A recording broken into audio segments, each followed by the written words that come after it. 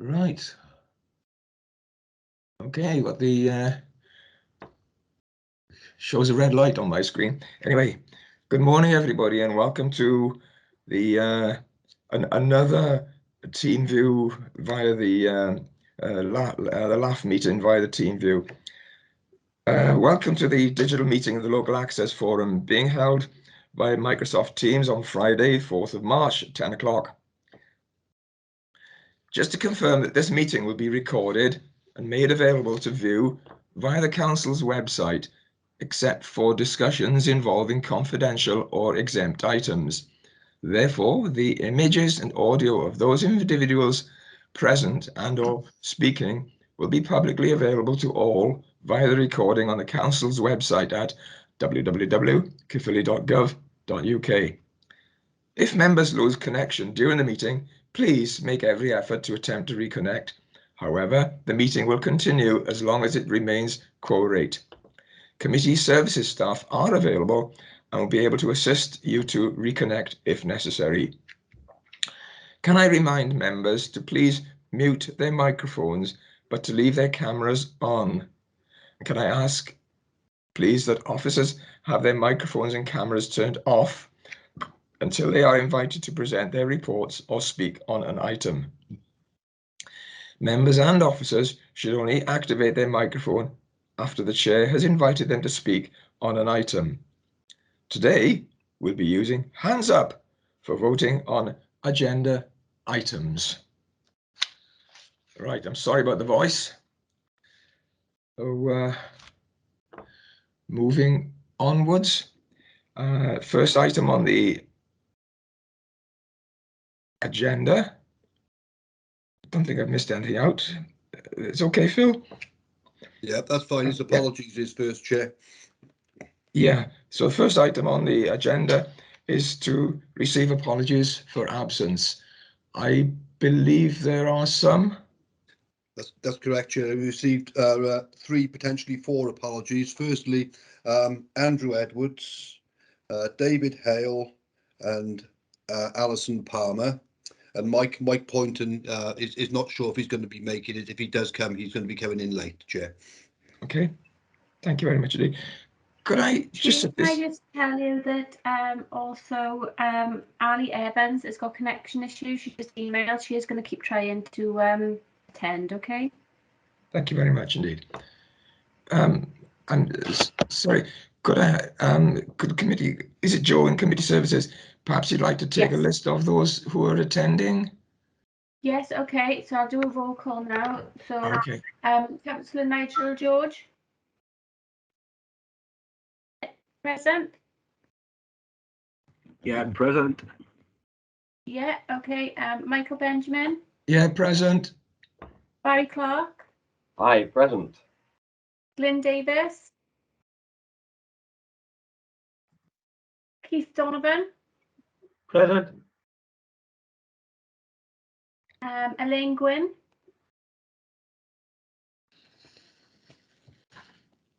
Lorraine Howells. David Llewellyn. Present. Jim Morgan. Present. Ruth Stone. Present. Maggie Thomas. Present. Nigel Yates. Present. Walter Williams.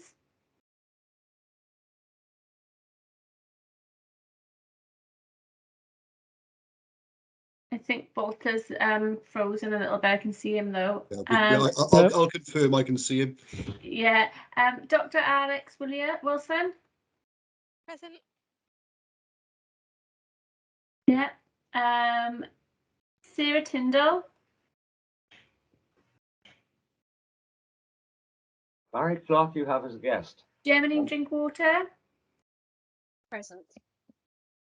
Bob Campbell. Present. Catherine Della. Phil Griffiths. Present. Andy Fleming. Present. Stephen Dibry. Present.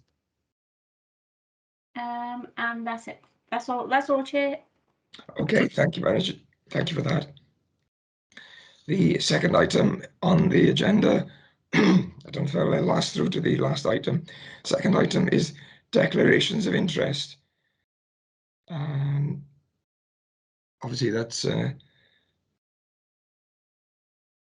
all aware of that. So item number 3 on the minutes is the minutes of the local access forum held on the 26th of November 21.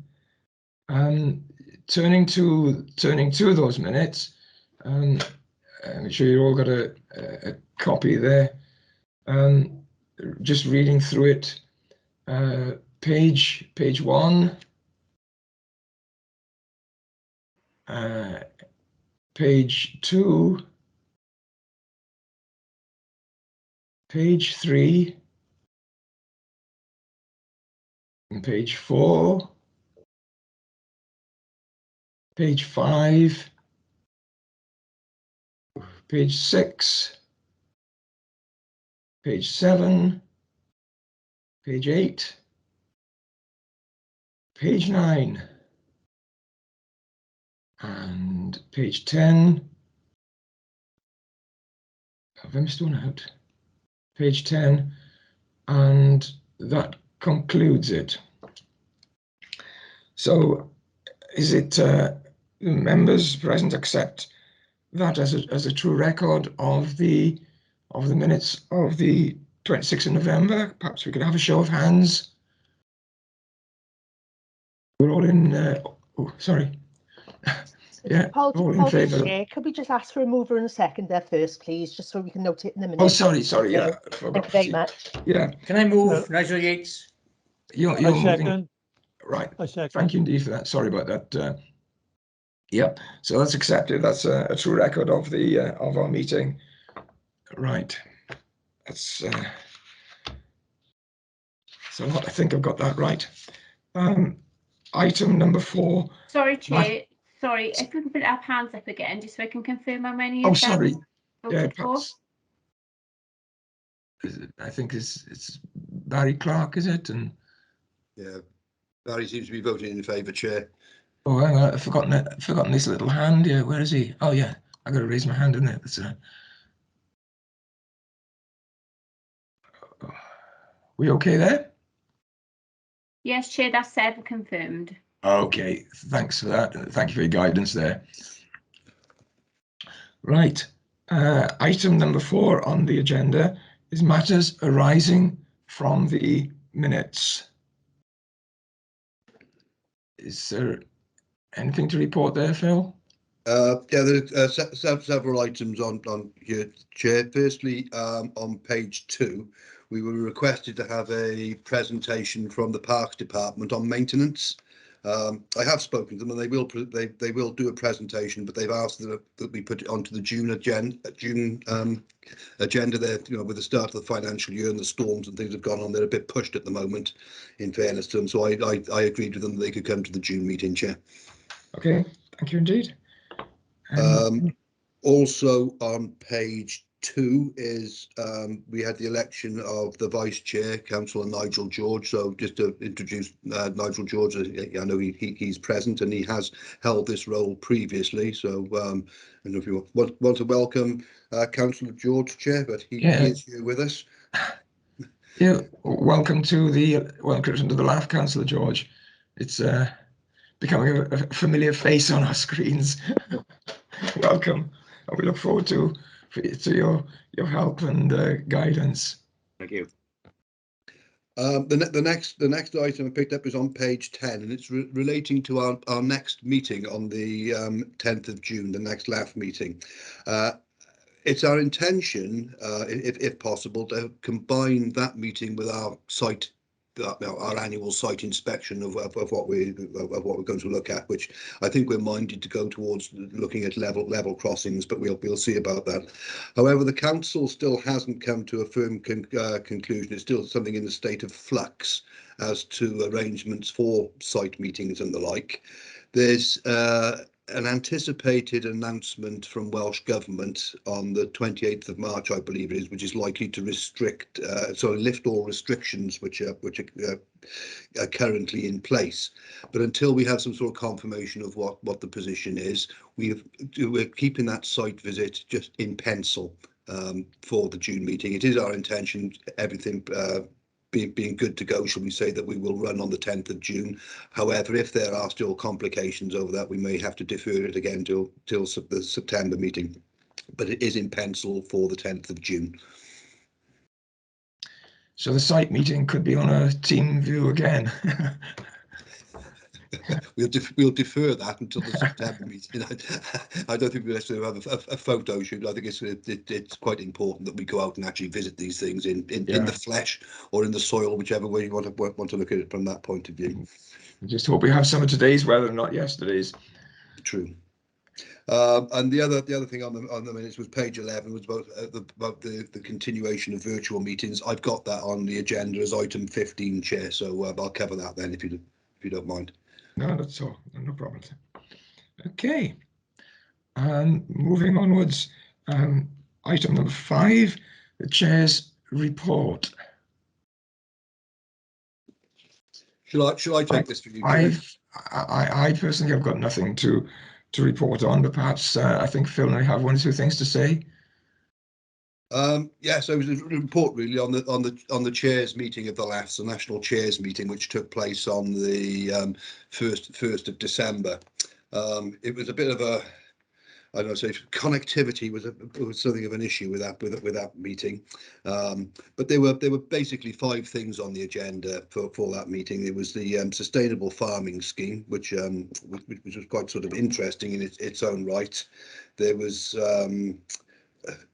the access reform programme, which I've reported on to you previously, something about the LAF regulations, illegal off-roading in Snowdonia, and something on the combination of LAFs up in North East Wales. So I won't really sort of labour at all of the last points, but in terms of the sustainable farming scheme, which I think is interesting from not just the access point of view, but I think as general sort of part of life, it was quite interesting of what's going on that, about how grants and the like are going to be paid to our farming community in the future. I think that the critical message that the guy called Phil Roberts, who works for Welsh Government, he did the presentation. He works for the sort of land management, so farming division, effectively down Welsh Government, was that what they're looking to do is basically bring in more sustainable management of land. It's going to be becoming more of a priority for Welsh Government. Whilst food and sort of the food supply is still going to remain the priority, they're going to be looking at sustainable land management as a condition of the grant payments that they're likely to be giving.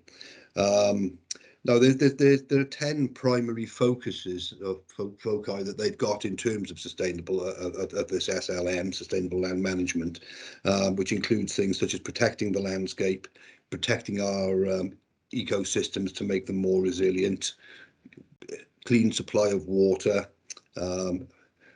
clean supply of air, carbon offsetting, access and engagement.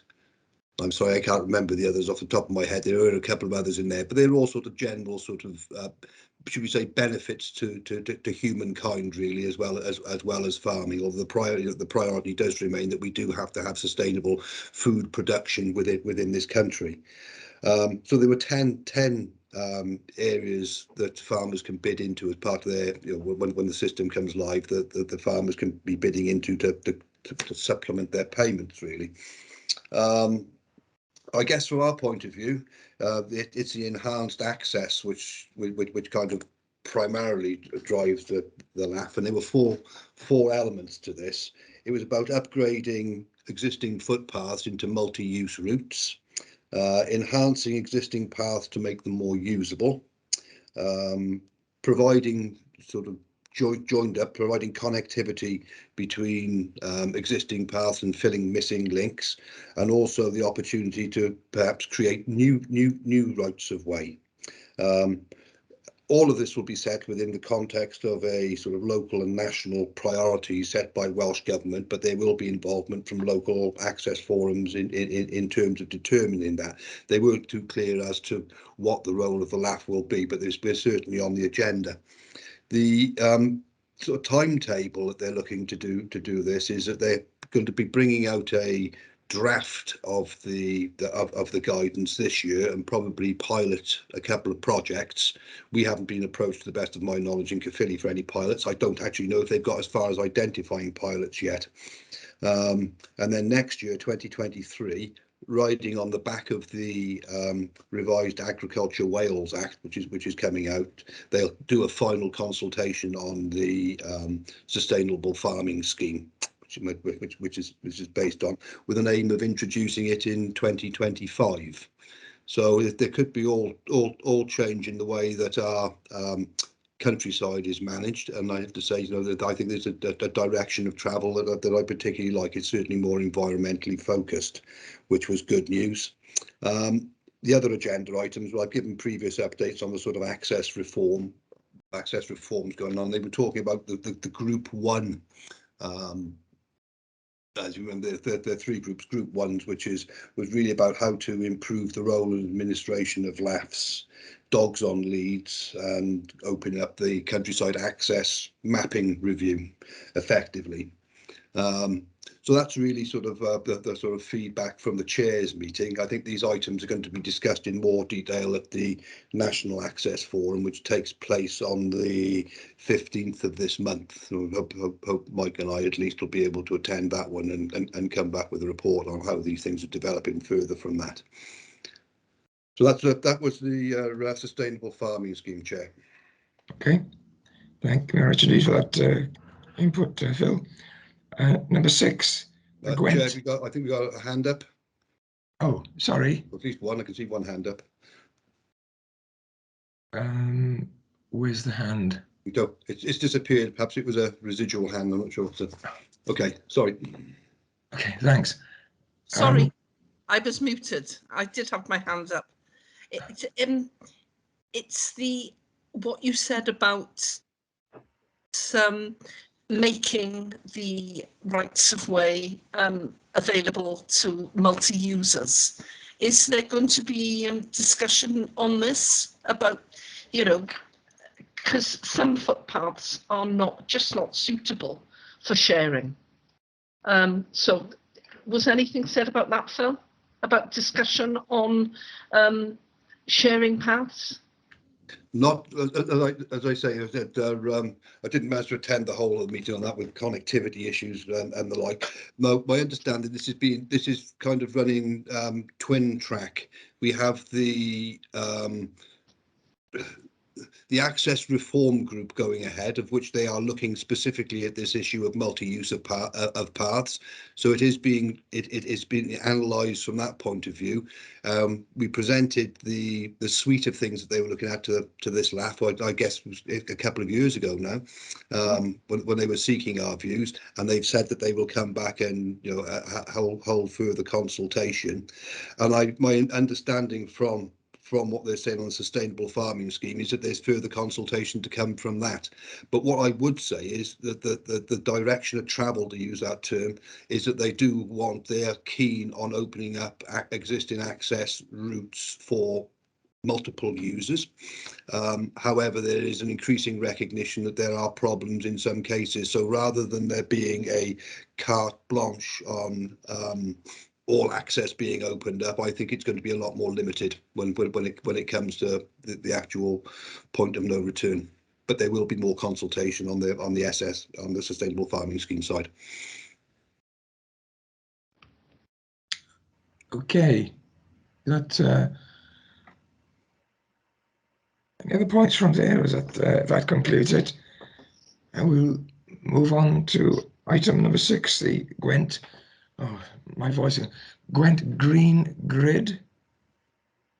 I'll take that one as well, Chair. Thanks, Phil. The Gwent Green Grid Partnership, as I've reported before, is the 5 local authorities of the former Gwent County, working together in collaboration on various environmental schemes and indeed access schemes. So I'm going to kind of concentrate my report here on the access element of that, but it is part of a much wider package.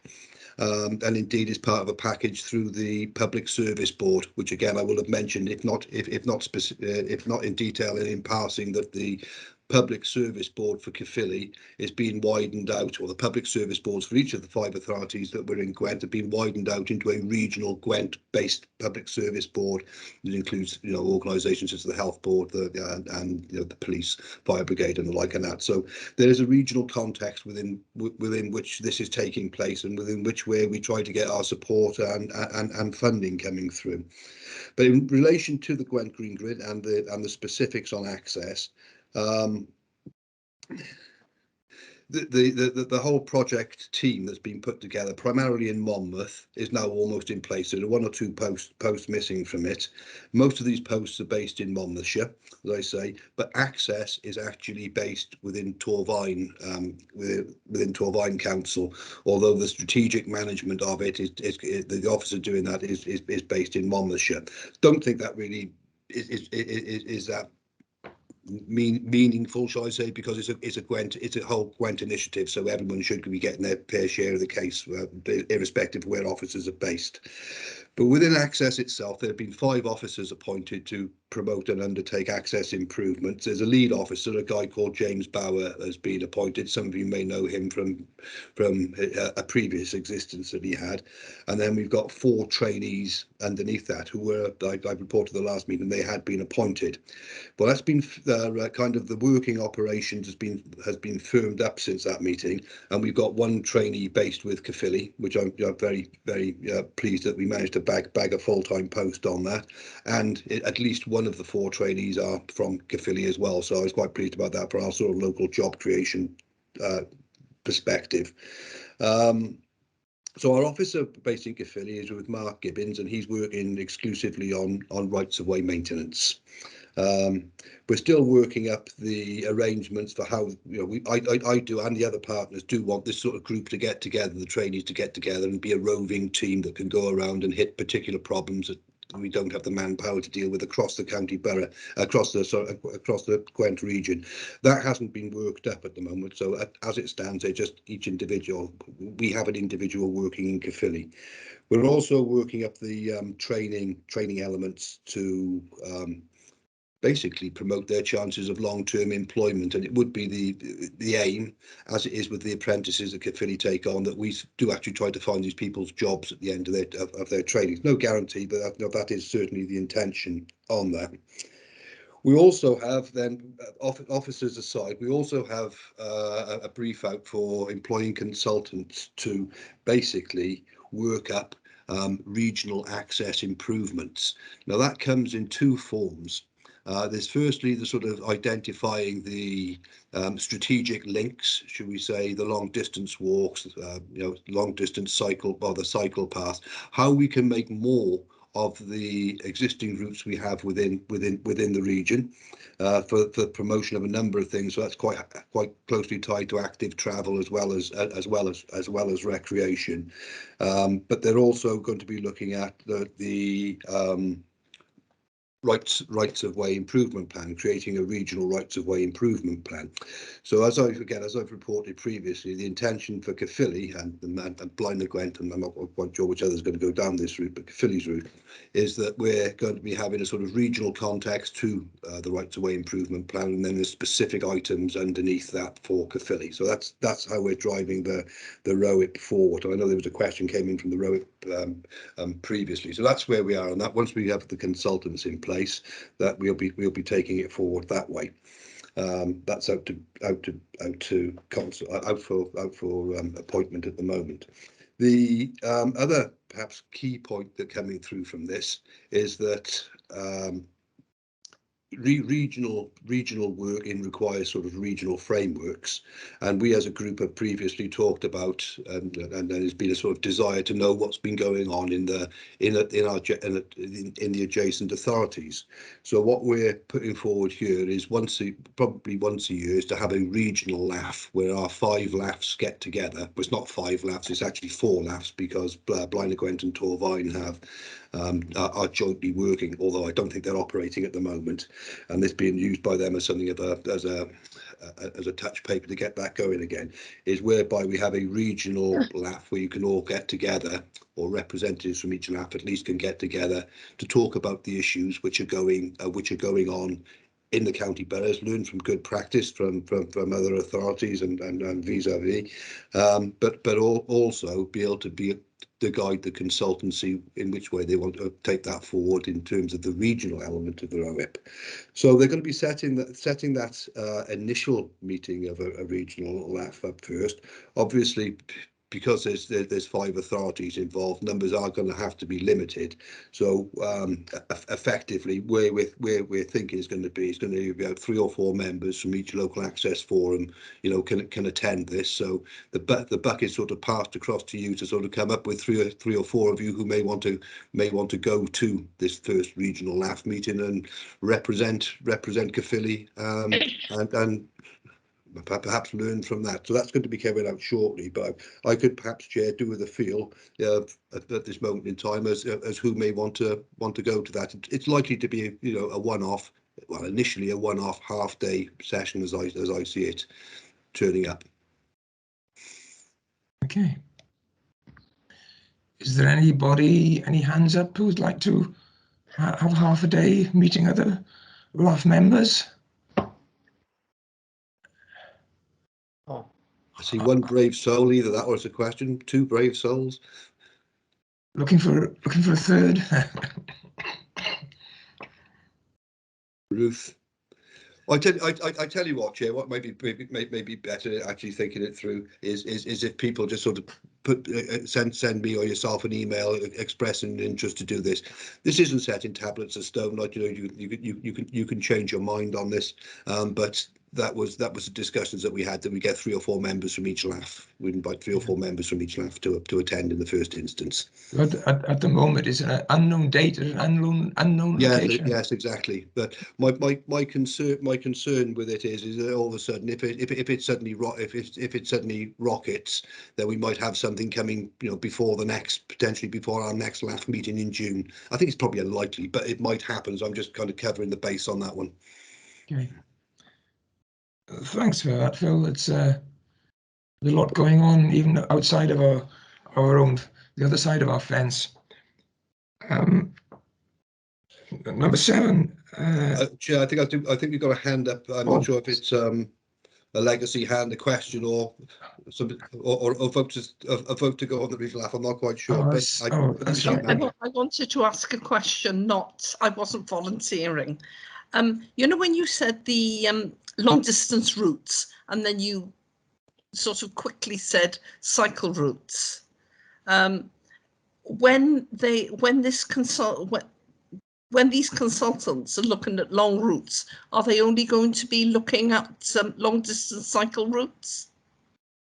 No, certainly not. The cycle routes is almost. I don't think they can look at our access without looking at cycle routes. But from sort of my focus, and I guess feeling the water from the other, it's going to be primarily about the sort of the existing rights of way network. But I don't think you can look at those. I think you have to look at the whole access, sort of portfolio. Okay, thanks, Phil. Any other hands? No. Okay. Item number 7, general rights of way update. Is it Phil? This is Andy Fleming, Chair, I believe. And Andy's going to speak on that. I was just welcome, Andy. Welcome, everybody. It's Andy Fleming, rights of way officer for Caerphilly Borough Council. Slow start to the year due to the COVID and the bad weather we've had. There's a few issues we've got with bridges, flooding, etc. We're well behind on that work, unfortunately, because during the COVID crisis, we couldn't get in there or get contractors in there to actually fix the problems. So the warden and his team can do certain things, but there are things he can't do. So we're a bit behind in that way at the moment.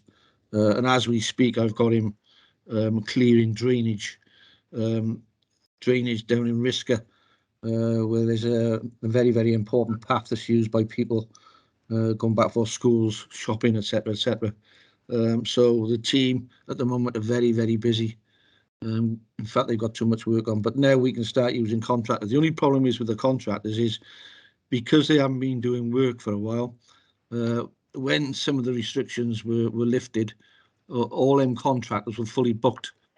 So I am getting a contractor now and then, but it's a rarity because they still are fully booked by other authorities as well, because the contractors we use are used by other authorities. But we are catching up, although it's slow.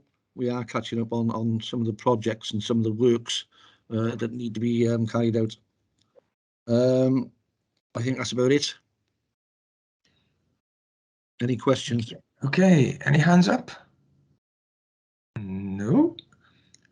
Oh, somebody's got their hand up. Keith Donovan. I think Yeah, it's me. June's got a hand Can up you as just- well, Chair. Who's JM? That's me. Okay. Hello. Yeah, hi there. Hi. If I may, Chair, could I just ask a few questions about going back to ROIP?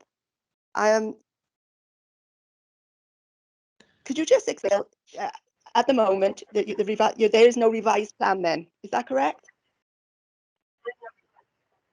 Say that again, please. Sorry, I lost track. With ROIP, there is no revised plan at the moment.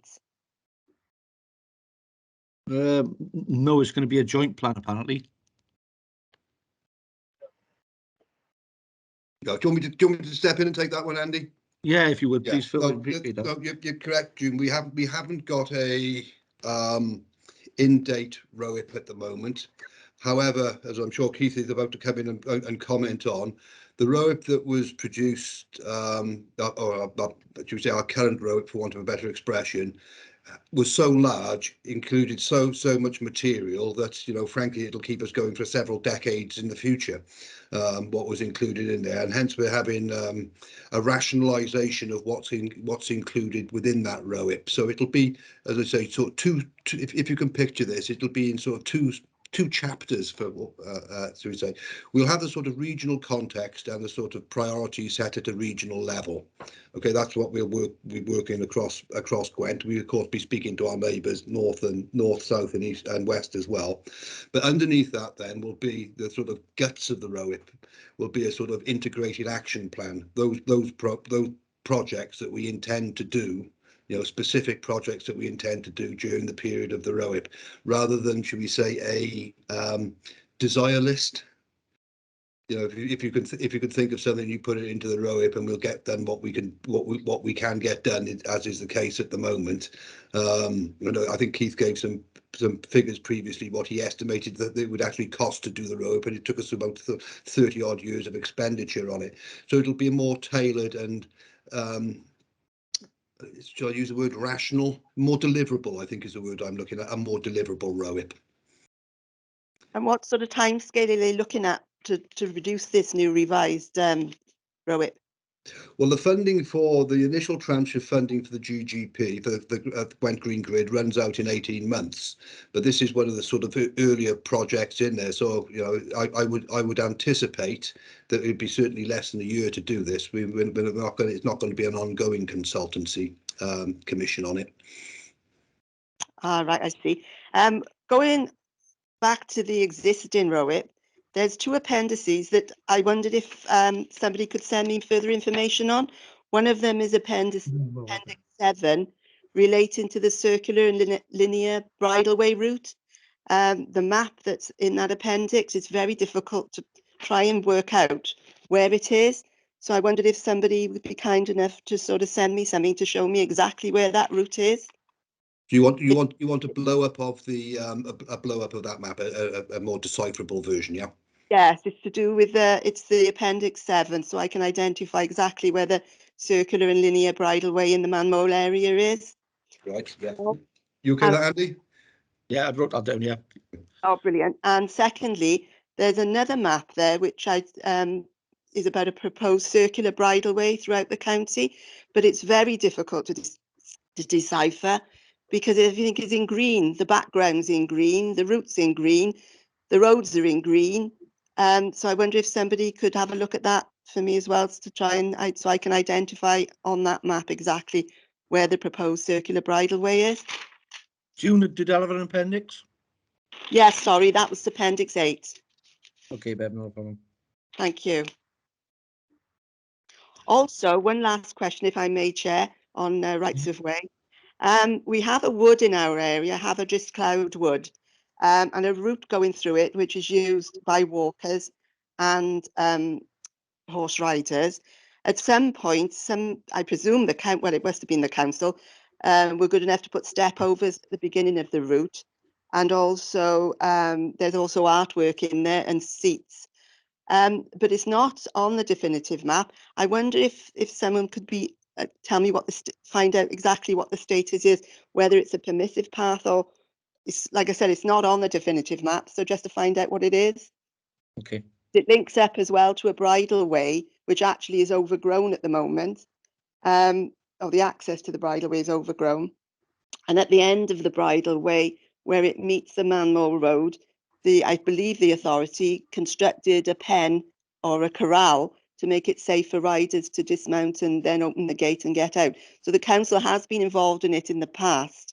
And I just wondered what the situation was with it, who's responsible for, because there's a little bridge, only a tiny little stone bridge.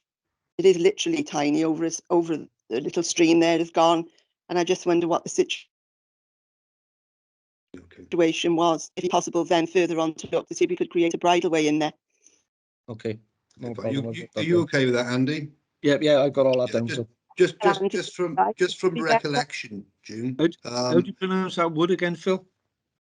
Yeah, have it is Floyd. It's all right. I'll guide you to it and where it is and show you where it is, as long as you could do the background research. My recollection, June, is that it was put in as part of the sort of Upper Sahawi Valley initiative, probably over a dozen years ago now, and it was I believe it's on Natural Resource Wales land. And the case officer at the time sort of had an agreement with NRW over that. So if it's not on the definitive plan, it's not a proper, shall we say, statutory right of way. So it would be down as a sort of permissive path on that one. But I may be wrong. That's my recollection from it.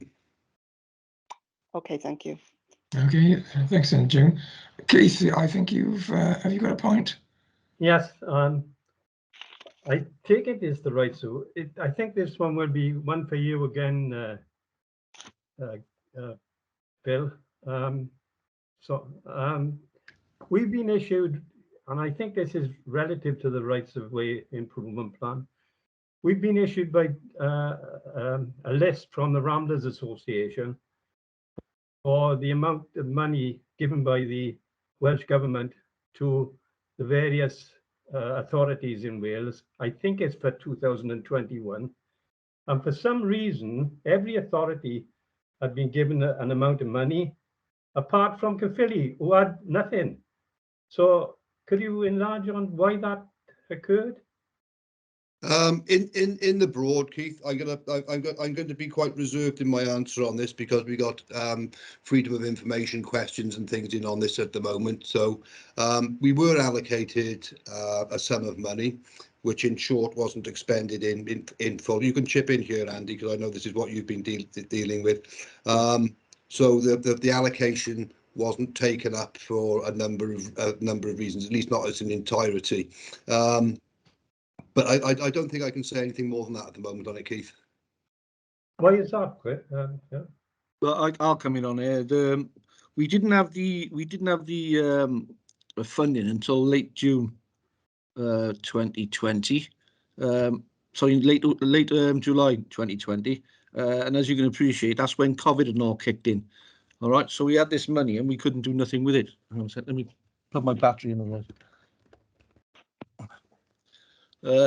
So we had this funding and we couldn't do nothing with it because we couldn't get contractors in. We couldn't do anything with it. So eventually it ran out because we had to use it up by March. And again, even by March, we were still under constraints as far as contractors were concerned. And then in May of 2021, we did have that funding offer again, and we took it up. It was £74,000, I think it was, something like that. I can give you the exact. It's in the centre. And if I can come in here, Chair, if you don't mind, I think you do need to be reserved in what you say here with freedom of information requests coming in on it. Yeah. Okay. Is it just one freedom of information request? I've had a couple of different people. I have. Yeah. Oh. Yeah.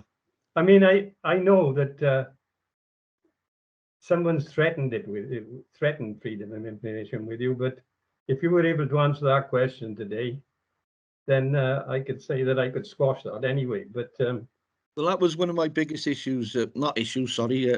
We didn't have it till late July, the same as everybody else, and I couldn't get contractors in, etc., etc. Plus all the other things that was going on as well with the farms and the stopping up of rights of way and farms that I needed to put signs up and everything else. We just couldn't get anybody in to do any of that work, and the warden at the time was very, very busy doing other things within the rights of way field. But yeah, we are putting an answer together for the freedom of information, and yes, you're not the only one that's put in for it, Keith. If you have put in for it. well, no, I think you were threatened by it if you're not getting an answer quickly. Yeah, yeah. I think that was the case. But if that was the only one, then if you could have answered, which you have really answered, you couldn't do it in the time, so you didn't take the money.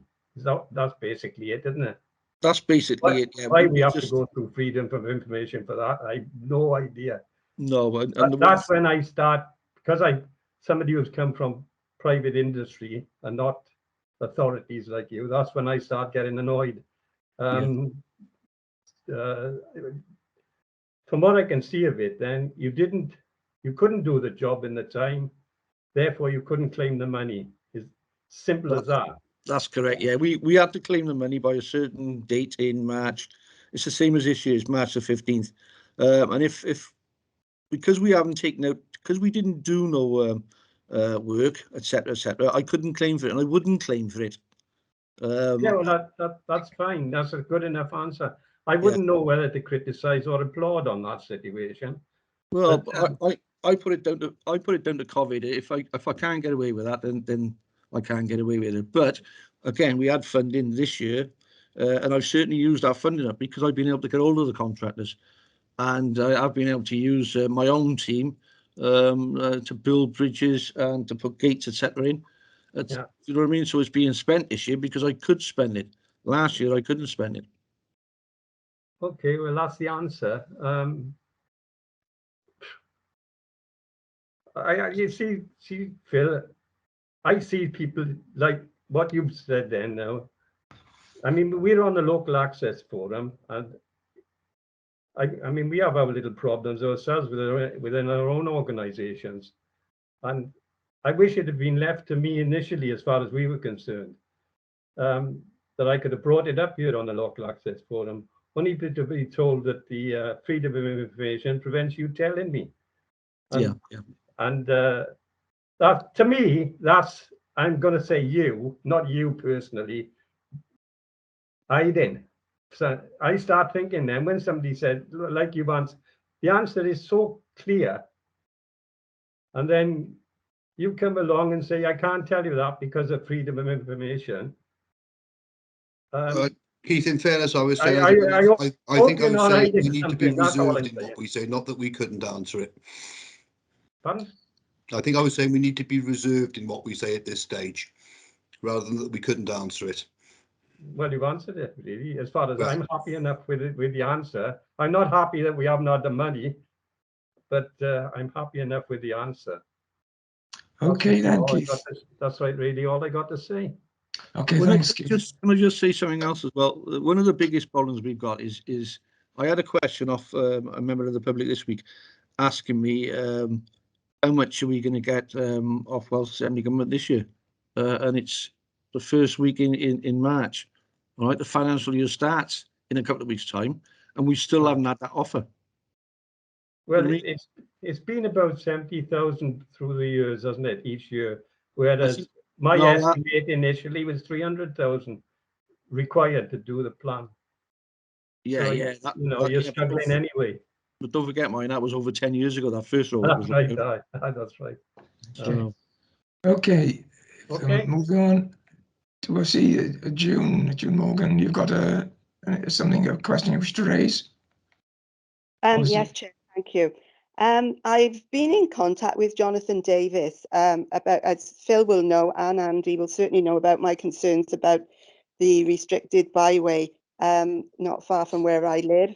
And Jonathan Davis has informed me that officers have been instructed to repair the path.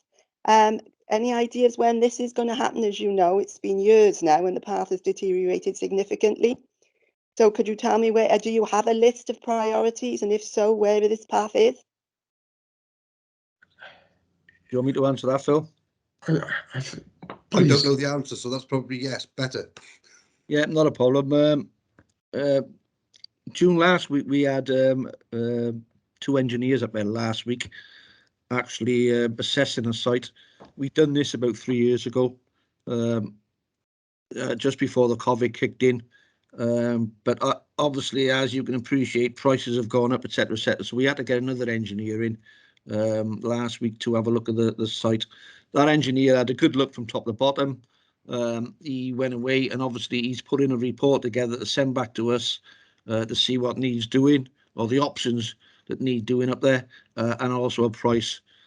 So I can give a definitive answer when that report is going to come back, and when and if we do start work on it, depending on the price, obviously. Okay. So can you come back when you have the report and update me? Yeah, I certainly will, Beb. I actually spoke to the engineer this morning, and he's still putting that report together. Okay, thank you. If I could chip in there as well, Chair. Then we'll have a rep from the maintenance team from the Parks Department, the Rights of Way maintenance team, presenting to the next fora anyway. So I'll ask them specifically if they haven't got a date or is not bottomed out by then to address that specific issue as part of that report. Okay. Thank you. Thanks, Phil. Moving on, item number 8, the countryside code. I'll take that, Chair. Okay, thanks. This is an information item, basically advice for landowners, which is has come out as part of the countryside code.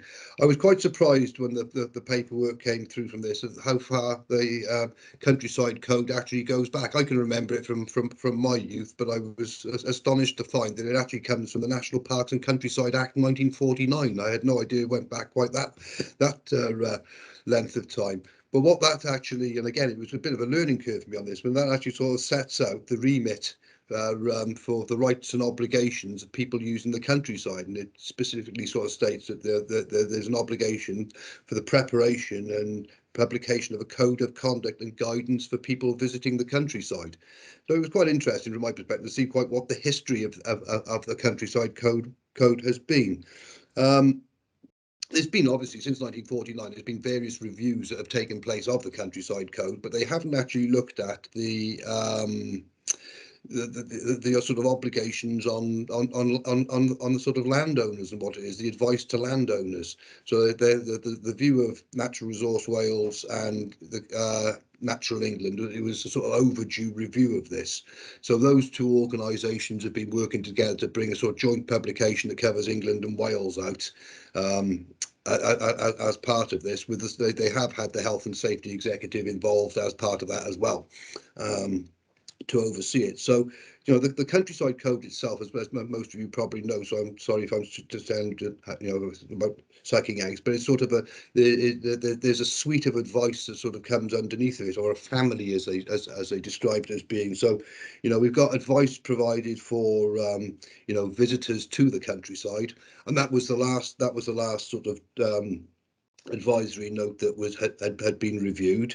There's also the sort of dog walking code, trail users code, the waterside code, canoeing code, angling code, and wild swimming code. So there are a whole suite of these things there, but they all kind of work on the same ethos, that the three sort of mantras that come out of it are sort of protect, respect, and enjoy. And this is very much the same.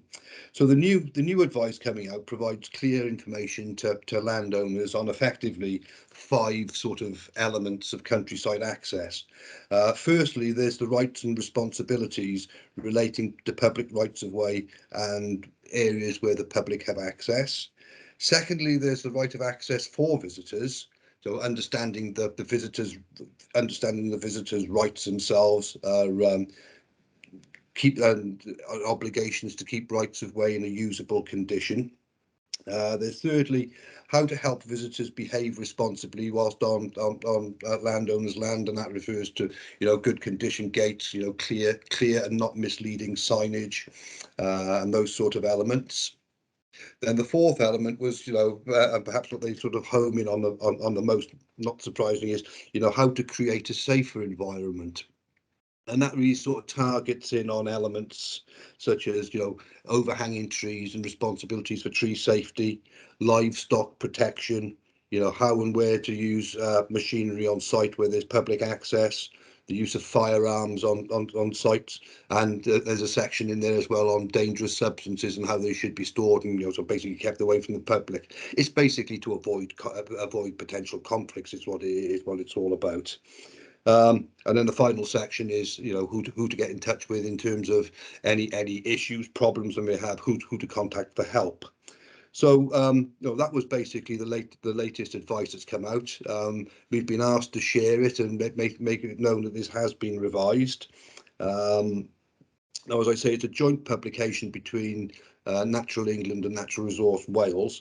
There's only one difference, I think, really between the two sets of advice that come out, and that is in England they cover the coastal margin, which we don't do in Wales, but it's not really applicable for our LAF, obviously. So we've been asked to sort of publicise this to our LAFs and tell them that, you know, and inform you that this is available on the Natural Resource Wales website under the Countryside Code if you want to have a look at it. But that's advice to landowners. Okay, thanks, Phil.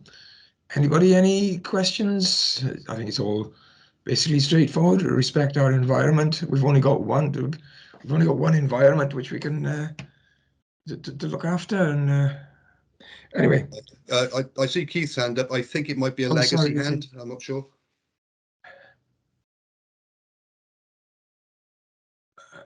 Any?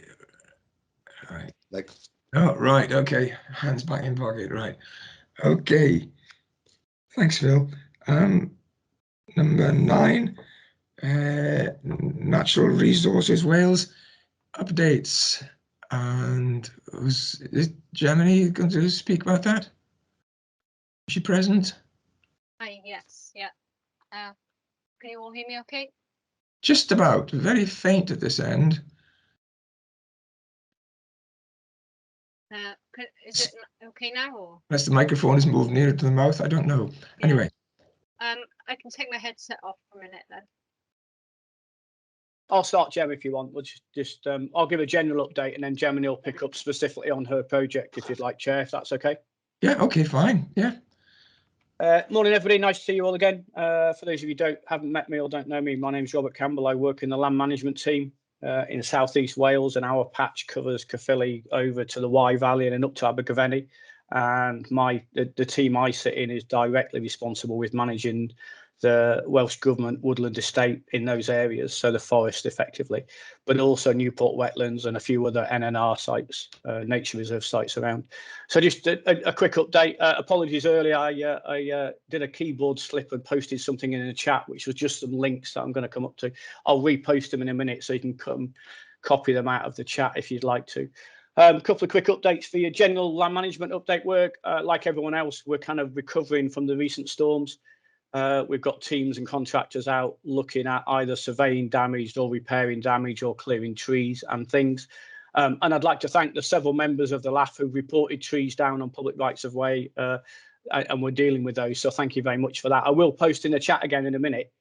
We have a team email that you can use. That's a generic team email. And the advantage of using that rather than individual emails is that someone will get it. Obviously, if you email me, if I happen to be on leave or in the middle of a forest, I don't get your email until I get online again. Whereas if you use our generic team email, it will definitely get picked up whether anyone's on leave or not. So use that one if you want to report anything or just talk to the team or ask a question. We can do that for you. And then out of hours, we have an incident control centre that's manned 24/7. And I'll post up their details in a minute, and they're on phone or email. And we also have duty land management officers. So use the main system, because what that done, if you report an incident through the NRW main incident line, it creates something that has to be closed out. So somebody has to do something about it. Now, that might be me going, we're going to deal with that on Monday morning, because that's just the reality of the situation. Or it might be me calling in contractors in at 12 o'clock on a Saturday night to fix something because it's urgently important that we do it. But it will go through the ICC process initially. I'll put those up in a minute. So yeah, we've just got people out on the ground clearing some messes up. And I think we're kind of fairly up to speed. We've still got work to do, but it's going on okay. A couple of things. We're working fully with the Gwent Green Grid partnership, as Phil mentioned earlier on. We haven't quite connected at a low level, but at a strategic higher level, we're committed to working with that. And so what does that mean? We will work wherever we can to allow those routes to be developed on the Welsh Government woodland estate.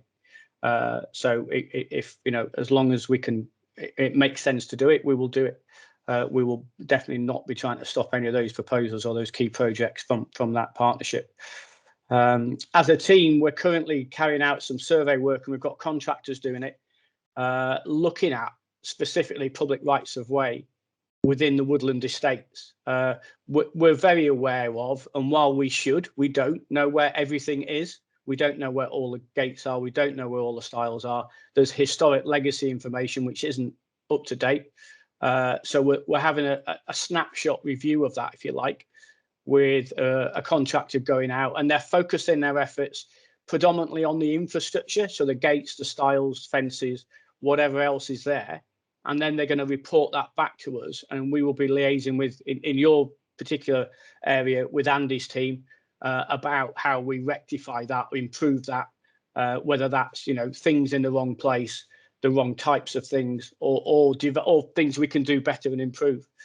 So that's ongoing. None of that stuff's going to happen in the next week. You know, this is a long period of work, but at least we're starting to get a really good picture of the things that need changing on the estate, which we know there's many. And Gemini will pick up specifically about Cumcarn in a second when I finish. We're also working quite closely with the Caerphilly landscape project. I don't know how many of you are aware of that. There was a project led by Caerphilly local authority to develop some woodlands around the Caerphilly area in the Caerphilly woods with some routes. And again, because of COVID restrictions, they've fallen foul of some funding deadlines and actually been able to get things done on the ground. So what we're now liaising with them is what can we help achieve using our resources and our funding. So that's ongoing, and by the next meeting, I will definitely have some updates on what those routes are. I think it's available on the council website. I'm not sure. Phil, correct me if I'm wrong, but you can look at the Caerphilly landscape project and the suggested routes in that area, and we will be picking up some of that work and trying to make it work and get some of those routes in with the team. And again, liaising with Andy's team as well within the public rights way within local authority. In terms of forest operations, a couple of updates for you. We've got an imminent start in the Wiley South. So there's a large operation there to remove diseased larch trees. And I'll post these in the chat. And we've got quite a good community liaison now. I don't know if anyone in the LAF is part of that group, but we do have quite a strong community liaison team there that we're liaising with the local community about our priority on the outset is to keep everyone safe. That's our contractors, but also members of the public. That's our utmost priority while the work's going on. But post the operation, we're very keen that everything's reinstated properly, but also that we liaise with the communities about how we could improve access and rights of way and permissive routes in that area. And that's going to be a general concept that looking to do major changes to things like the work that Gemini's going to explain in a minute will initially just follow the harvesting programme because it makes sense, because we have to do that work when we finish doing the forestry operations. That's not to say we won't go and work somewhere else, but it's just if you want to know a plan of what we're going to redevelop next, we'll look at the harvesting programme, and that's kind of where there's a good indication of our programme of work, if you like, apart from the day-to-day stuff. And then the other coup that's about to, it's just gone on e-sales. All these are done electronically on the Welsh Government e-sales, is the Darren over on the far side of Cwmcarn. It's not really part of the Cwmcarn, but it links into Cwmcarn because all of the works has to go through Cwmcarn. We have no access rights. We have no ability to get machines in or take the timber out of that area. I can provide you maps for those if I didn't want to just generically fire them out to everyone, but if you specifically want to see the maps, I can give you those. That's gone for sale now. There's an issue on that site with nesting birds, but I think that work will start probably later on in the summer. And that's a clear fell operation to take all the trees off because they're diseased and dying or dead. And that site will get replanted again as well. There's some integrated engineering works going on around in various woodlands. So quite often the civil engineers will go in and upgrade roads or access points for the forestry operations. But that work could happen 1 to 2 years before the forestry operations happen. There's quite a long, I know it doesn't feel like it at times, but the process that leads up to this, we currently have a felling programme for 5 years, and that will change depending on what Welsh Government and Natural Resources Wales forestry leaders kind of decide they want to deliver.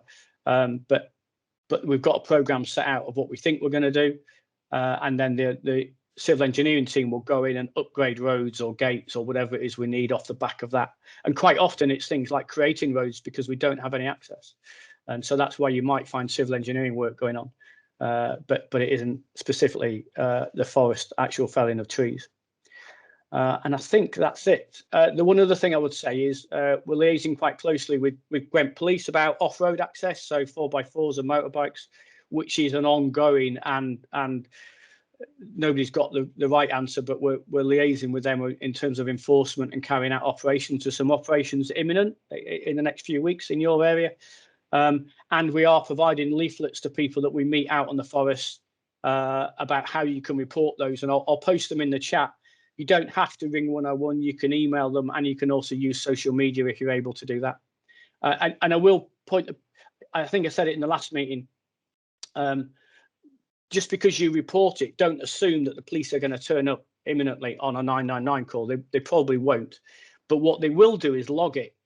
And what that information does is it gives us intelligence that every Saturday there's a report coming in from that woodland.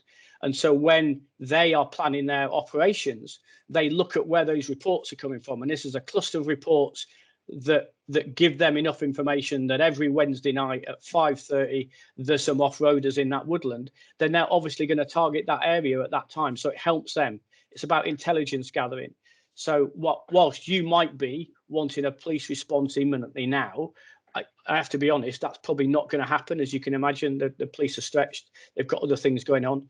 Obviously, if it's something that's life-threatening and you call 999, they may well respond imminently. But that's it really as an update. I'll cut and paste all that into the chat, just those links and those numbers for you. And then I'll, if anyone's got questions, I can see Councillor Williams has got a question. Just hang on a second. Let me paste all this stuff again for you. There you go, it's in the chat. Yes, Councillor Williams. Right, thank you, Mr. Campbell. On that, a few years ago, just before COVID, you cut all the diseased larch down in Hollybush. Yeah. Have you any plans there to replant? Probably, but I don't know. I'm not in the forest ops team, but I can have a look and see. There will be, quite often there's two, without getting into lots of detail, and I'm not a forester, but when we take out the larch, which was predominant in South Wales because of its usefulness in the mining industry, there's two options. We either look at it and go, we're going to regenerate that to ancient natural woodland, and what they'll do is leave it for a couple of years to allow the natural seed bed to regenerate itself. So we might get oak trees coming through, or birch trees, or whatever else was there originally. Doesn't always work, because as you can imagine, those larch trees have been there for 30, 40 years, and they've been dropping seeds all the time. So the seed bed for the predominant species, the larch, is there. But they might well leave it, or if it's planned as productive forest, then they will go in and replant it, and they'll do ground prep operations to clean up, move the brash, and create areas for the replanting of the spruce predominantly. But we are now planting hardwoods as commercial crops for the Welsh Government. And there are other areas, predominantly steep banks and areas with poor access, where we're going, it just doesn't make sense to do commercial forestry there anymore. And we're just, creating woodlands out of those, and looking at climate change, and looking at, we're mixing up tree species so that if global temperatures continue on their rise, what species will survive nicely in South Wales in 10 or 20 or 30 years. So we're, like I say, I'm not a forestry specialist, but we are working with very specialist scientists about what species of trees we should plant and in what sort of density. In brief, I'll get you I'll look into Hollybush for you, and if there's a replanting map, I'll get back to you with some answers, if that's all right, Councillor Williams. Okay, thanks so much. Yeah, excellent. Cool. Lots of hands up. Michael, do you want to go around, because I can't see everyone? Can you kind of just call people up with their questions, and I'll answer them as I can? Working at the top of the list, my question is, you referred to the chat. How do we gain access to that? Oh, on the top of your screen, there should be an ability to, if you look, there's some icons right at the top of the screen. It should say show participants, and then it's got conversation, and you can hide or unhide it. Oh, right. Okay. And then it's got it should be in between your hands up and your participants. Oh, right. Yeah. Okay. Show conversation. Yeah. I can see some hands. So June Morgan, and I'll go on to the other people. Oh, right. Yeah. I got that. Right. Okay. Thanks. Yeah. I'll take my hand. Oh, I've lost everybody. Yeah. I'll take my hand down. Working down the list from the top. Maggie Thomas, you've got a brief question for a brief response. Yeah, you said about consultants going in and commenting on the furniture on the rights of way. Yeah. They used to, on one forest barrier just above Cwmfenynfach, there used to be a gate. Now I don't know when the gate was taken away and a stile was put in. Yeah. But if I send you the details of that, could it be considered that the stile is replaced by a gate? Yeah, I'm sure, Maggie. I don't know the site, so I can't comment directly on it. But we'll, and just to reiterate, we're doing this survey work predominantly for our own work. We should know where this stuff is, and I have to be honest. There's only 13 of us. We've got 104 forests. I haven't even been to some of them, and I've worked here for 7 years. There's a reality about the resources we've got to do this. So we're trying to get a snapshot of what we've got, and we've prioritised the Caerphilly area because we're working really closely with Andy's team in the rights of way about, we're going to give them the data. We're not replacing the work they do to look at their conditioning surveys. We're doing our own internal audit, but they're, Andy's officers are aware of the work that we're doing, and we will share our findings with them, and we will at some time go through them woodland by woodland with them when they have time, and they'll go, there's something missing there, and we'll replace it. But if you know of specific things, Maggie, I'm quite happy to look at them if you send me a list. And when we get the when we get the contractors to survey there, we'll make a point of noting something used to be there and is missing. You know, our aim is to improve it, not to reduce anything. But you know, we have to work in partnership with Andy's team about legally what should be there and then what we can do on top of that. Does that answer your question, Maggie? Yeah. Well, thank you. Phil, you've got a question? I see your hand is up.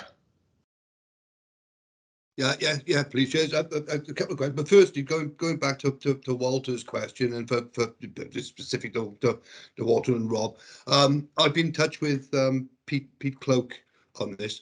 It's duality. I will be quite open about it because I haven't caught up with Pete and Fiona since before lockdown. So I wanted to chin wag. So I have gone to Pete to find some information that Walter wanted out on that, but I was very much killing two birds with one stone. So that's kind of in hand anyway, Rob. Okay. Okay, that's fine. Sorry, Walter. My camera's not on. My camera's on. Sorry, Walter. I've been meaning to get back to you and tell you what I've been doing on that, but the tsunami's overrun me on that. In terms of a couple of questions, Bob. Really, I had something come through last night about Coed Pera and some consultation going on that. I'm sorry, I haven't gone through it yet. I think there's some operations due to start down there as well, isn't there? Which is linked in very much with the Caerphilly landscape strategy, as you said, just for info. And the other one was, please don't tell me they're starting on Wiley South next week and I've got at least a week's grace on this. I say that on the basis that I've got some big community event taking place down on the farm, which is adjacent to it next week. So I'm liaising with Stefan on that very closely. It's on the imminent start, which means the contract started. So if they want, they can start tomorrow. Well, no, They can't because it's Saturday tomorrow. It's unlikely to start. And just to so the contract start date happens and it's up to the contractor if they start on that day or not. And what normally happens, and is more often happening now, especially recently, is they haven't finished the other job yet. And unlike your average builder or plumber, they don't just up ships and disappear and go somewhere else. They have to finish that other job because of the storms, because of COVID. A lot of the felling work is behind schedule. And so I know for a fact that contractor hasn't yet finished his other job. I would say it's very unlikely they'll be there next week. Good flag. I've seen them work, and I'll get an update. I'll get an update for you and find out. I will get an update later today about that. It's really for information, preferably, and it seems like they're not going to be there, but we might just need a little bit of extra health and safety there in terms of the whole roads and what's coming and going for that particular. But I think unlikely that my waters are telling me they won't be starting next week either, so it won't be an issue. Thanks. Fine. And that's it. There are a couple more. I think that Phil's last question. I would like at some stage in the future. It's hard because you meet so infrequently. But if you wanted to, at some stage in the future, I would be more than willing to arrange a visit to either a recently worked site or a site that's currently live, and I'll bring along some forestry specialists, and you can ask all those little technicalities about to do with the forest operations. That are probably buzzing in your head right now, but for a future date, an open invite there if you'd like to do that. We would need a couple of months to set it up, especially if it was to one that was being worked. But you're going to have, we're going to have some fairly big operations going on in your area, and you're more than welcome. With a bit of organisation, we can take you out on a bit of a visit and show you around and explain what we do and how we do it. So open invite there. And if there's no more questions, I'll hand over to Gemini, who's going to talk to you about her work in specifically Income Calm. Thanks, Rob. Thanks, Bob, and for the invite as well, Gemini. Morning. Hopefully you can hear me okay now. Okay. Yeah. So since our last meeting, I've been continuing with the review of the rights of way at Cwmcarn, Abercarn, and I've completed that review, all but one trail, which I'm going to be looking at next week. So that's been really insightful and has enabled me to kind of identify, what issues there are where. And I've been liaising with Stefan at various points and Mark from Torvine rights of way as well regarding various issues. I'm now at the point where I'm spraying up the locations for all of the way markers on all of the rights of way which don't require any modification orders. And I just ordered a shed load of way marker posts, and we're going to be issuing that out to contractors to get those posts in the ground. So that's a really great thing, actually, that you know, the rights of way will be way marked. So all of a sudden the network at Cwmcarn and Abercarn will be that much more visible and accessible going forwards. I've also obviously identified a number of routes which have got issues in terms of where trees have fallen across, or where brash and you know, trees from previous harvesting works are currently causing access issues.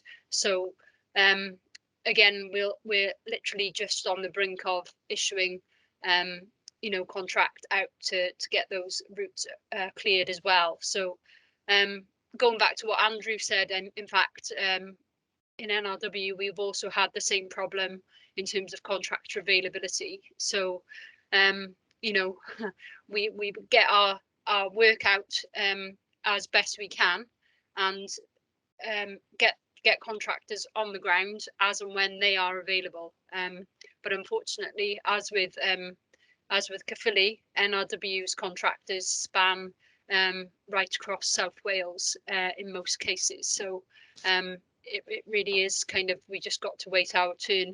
And you know, obviously where danger and health and safety is, you know, that's priority. But when it's just kind of opening up things and getting posts in the ground, signs and so forth, that's done according to the jobs that the contractors have got on their plate at the time being. So appreciate your patience and you know, and your understanding over the next few months with regards to that.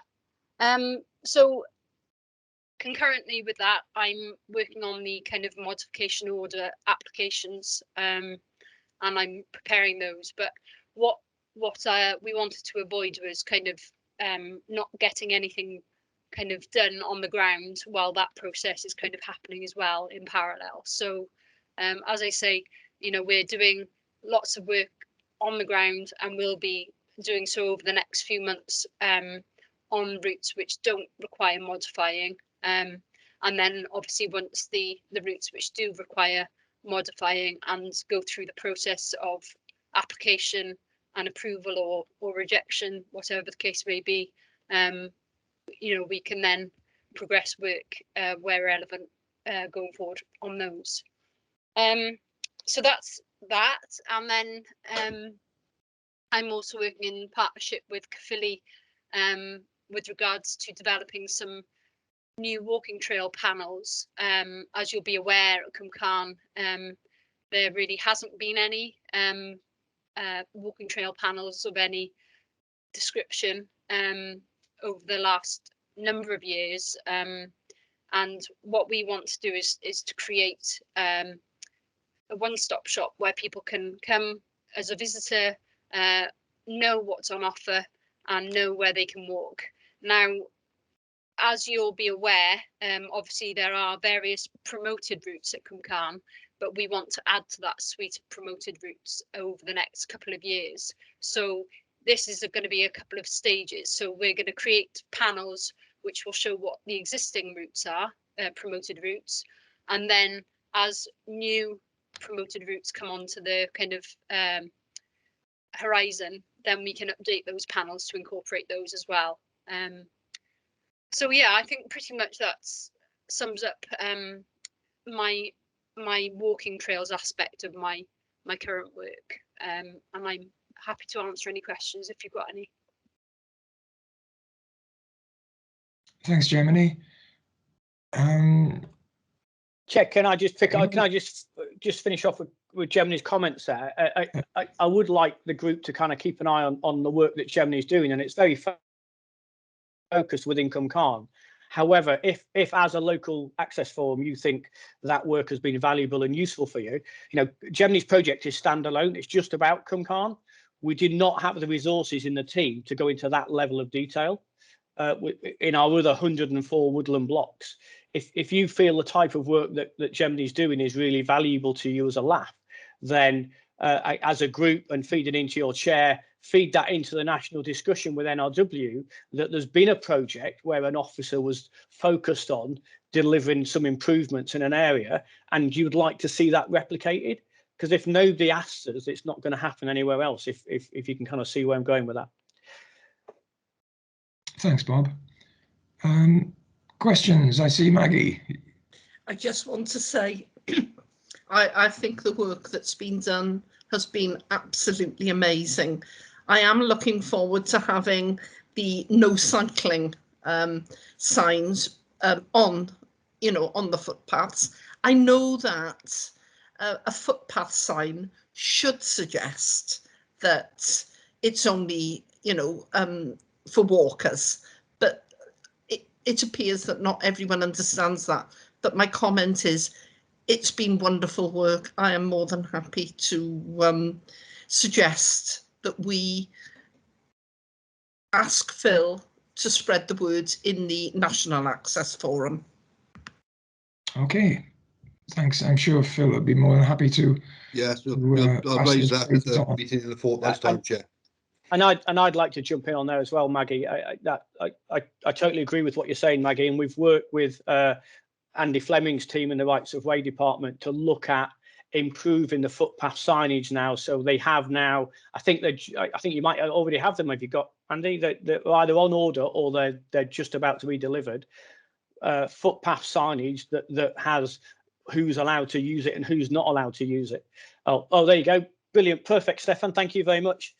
And so you can see in there, you've got what it is, the footpath on the left, the bridleway, and the restricted bridleway on the right-hand side, who can use it and who shouldn't be using it. And really important for us as land managers is there's the right-of-way reference number. So if you look at the one on the left, the sticker's been applied to the back of it. And where that's really good is when you see a tree down or you see a motorbike or a mountain biker on your footpath, you can let us know. And quite often in the past, it's took us a long time to work out which right of way you're talking about. And that's not your fault. It's because in the past you didn't know. You might do as local access forum members, but the general user doesn't. Whereas now you will know you're on Cross Keys footpath 127. And that for us makes identifying where you've got an issue really easy. And you can see at the bottom there, nothing's changed about the legal status of this signage. It's Caerphilly's responsibility to put it up and to put it on. However, as the landowner, we see this as a partnership. We're working quite closely with Andy's team about putting the posts in, about where they go, and supplying some stuff as well. And this is part of a pilot that we're only doing in Cumcarn because we just don't have the resources to widen this across the estate. But like I've just said, what we would like to do is sit down at the end of it and go, what went well from our perspective, talk to Andy's team and go, what went well, what can we improve, how did that work for you? But also get feedback from users and the local access forum about, what do you like about this? What's the good things? What can we do better? How do you see it do differently? And I think the other thing, going back to your question, your comments, Maggie, sorry, and I'm very aware that in Cumcarn, people are fed up with mountain bikers and cyclists using the footpaths, and they've always felt a little bit afraid to challenge them because there's not been any signage there. Whereas now they will have ridden past this sign. And so if those users should have a little bit more confidence of going, you shouldn't be here. This isn't for you. You have no right to be here. There's plenty of permissive routes there for the cyclists to use. And this will give us a little bit more backbone to kind of challenge that on a more credible way. However, it comes with the downside of within Cumcarn, we're having to restrict some of those rights of way to stop cyclists using them. Now, I see that as a temporary measure. And again, we're working with Andy's team about the least intrusive way of doing that. But in some cases, we're having to take physical measures to try and stop cyclists using footpaths in certain places. So, like I say, a big programme of work being very well carried out, Jem, and very detailed. But if you'd like to see it widened out, then it needs some support on a wider value. I'll stop there. Thank you, Chair. Could I, Okay. sorry, could I just add to that, if Yeah. that's all right? Please do, Jane. So it's kind of picking up really on what Bob was talking about earlier about reporting things to the police. Now, obviously, you know, reporting to the police about incidents on the Welsh Government woodland estate or on, you know, public land is really important, not only so that police can actually build a picture of what's happening where, but unless the police have that detail that there are issues happening, they can never gather the evidence to submit to Welsh Government for funding for future resources. So the police base all their, or a lot of their resourcing on figures. Okay, so every time a phone call comes in and a location is identified, and that is then recorded on their database of incidents, and then that feeds into those figures that they submit. And, you know, they can then get extra officers, extra PCSOs, whatever they need, you know. And really, I suppose, you know, what Bob is also saying with regards to the right of way programme that we're doing at Cwmcarn, yeah, if you feel that it is going well and, you know, it is something you'd like to see replicated elsewhere, then feeding that information in is an important part of that process, you know. So that's all I wanted to say, really. Okay, Germany. Thanks, Germany. June. But Just going back to the illegal off-roading issue, we've had a lot of problems up here where I live with this issue. And one thing that's come out of it, it's extremely important that when reporting to the police, that you get a log number.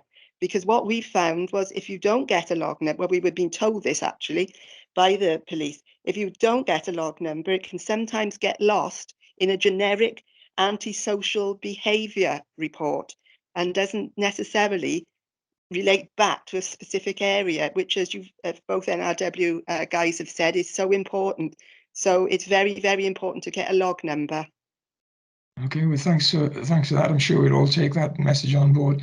Just referring back to Germany's problem, I think there was an article in our local newspaper, the Caerphilly Observer, about off-roading in the Gwent Valley just in the past few days. Having walked up there, well, having lived up there for part of my life, I found it's a beautiful valley, which obviously is being decimated by the actions of just a few. But anyway, that's anybody got any other points? I see Alex Wilson. You want to comment? Yeah, just about the recording crimes. The 101 number can sometimes be a bit tricky to get through to, but you can contact the police via social media as well, and they can help. It may get a response, or it's logged at least on those platforms. Okay, thank you for that. If there's no further comments or questions, perhaps we'll move on to number 10, priority orders. I think we need a specialist to chat about that. Have you got anything to add to that, Phil? Yes, Chair. Sorry, just a bit slow on getting it to come up here. We've had a request in that this item be deferred to the next meeting, which I think the Chair and I are agreeable to. Frankly, you know, Maggie wants to have a report on this matter herself and some detail on that. So I need a couple of points of clarity, really, from my point of view. But in terms of how we'll play today, we've agreed to defer the item until the next meeting. However, I have asked Stefan just to say if you know, a couple of minutes, literally, on providing a little bit of background to it, so the forum know the sort of context of what's going on with this. So we've agreed to a deferral for the main item on that. My question, perhaps, to Maggie when she's here is, I'm assuming that you want to present, you know, be the agenda item and present this your paper. Is that right? Yeah. Yes. I would like clarification about how, when I should send in a supporting document so that members of the LAF can read it before the meeting. Right. So there are two issues here. In terms of supporting documentation, we needed, by and large, we needed at least a week beforehand because it goes out with the agenda and the like for that.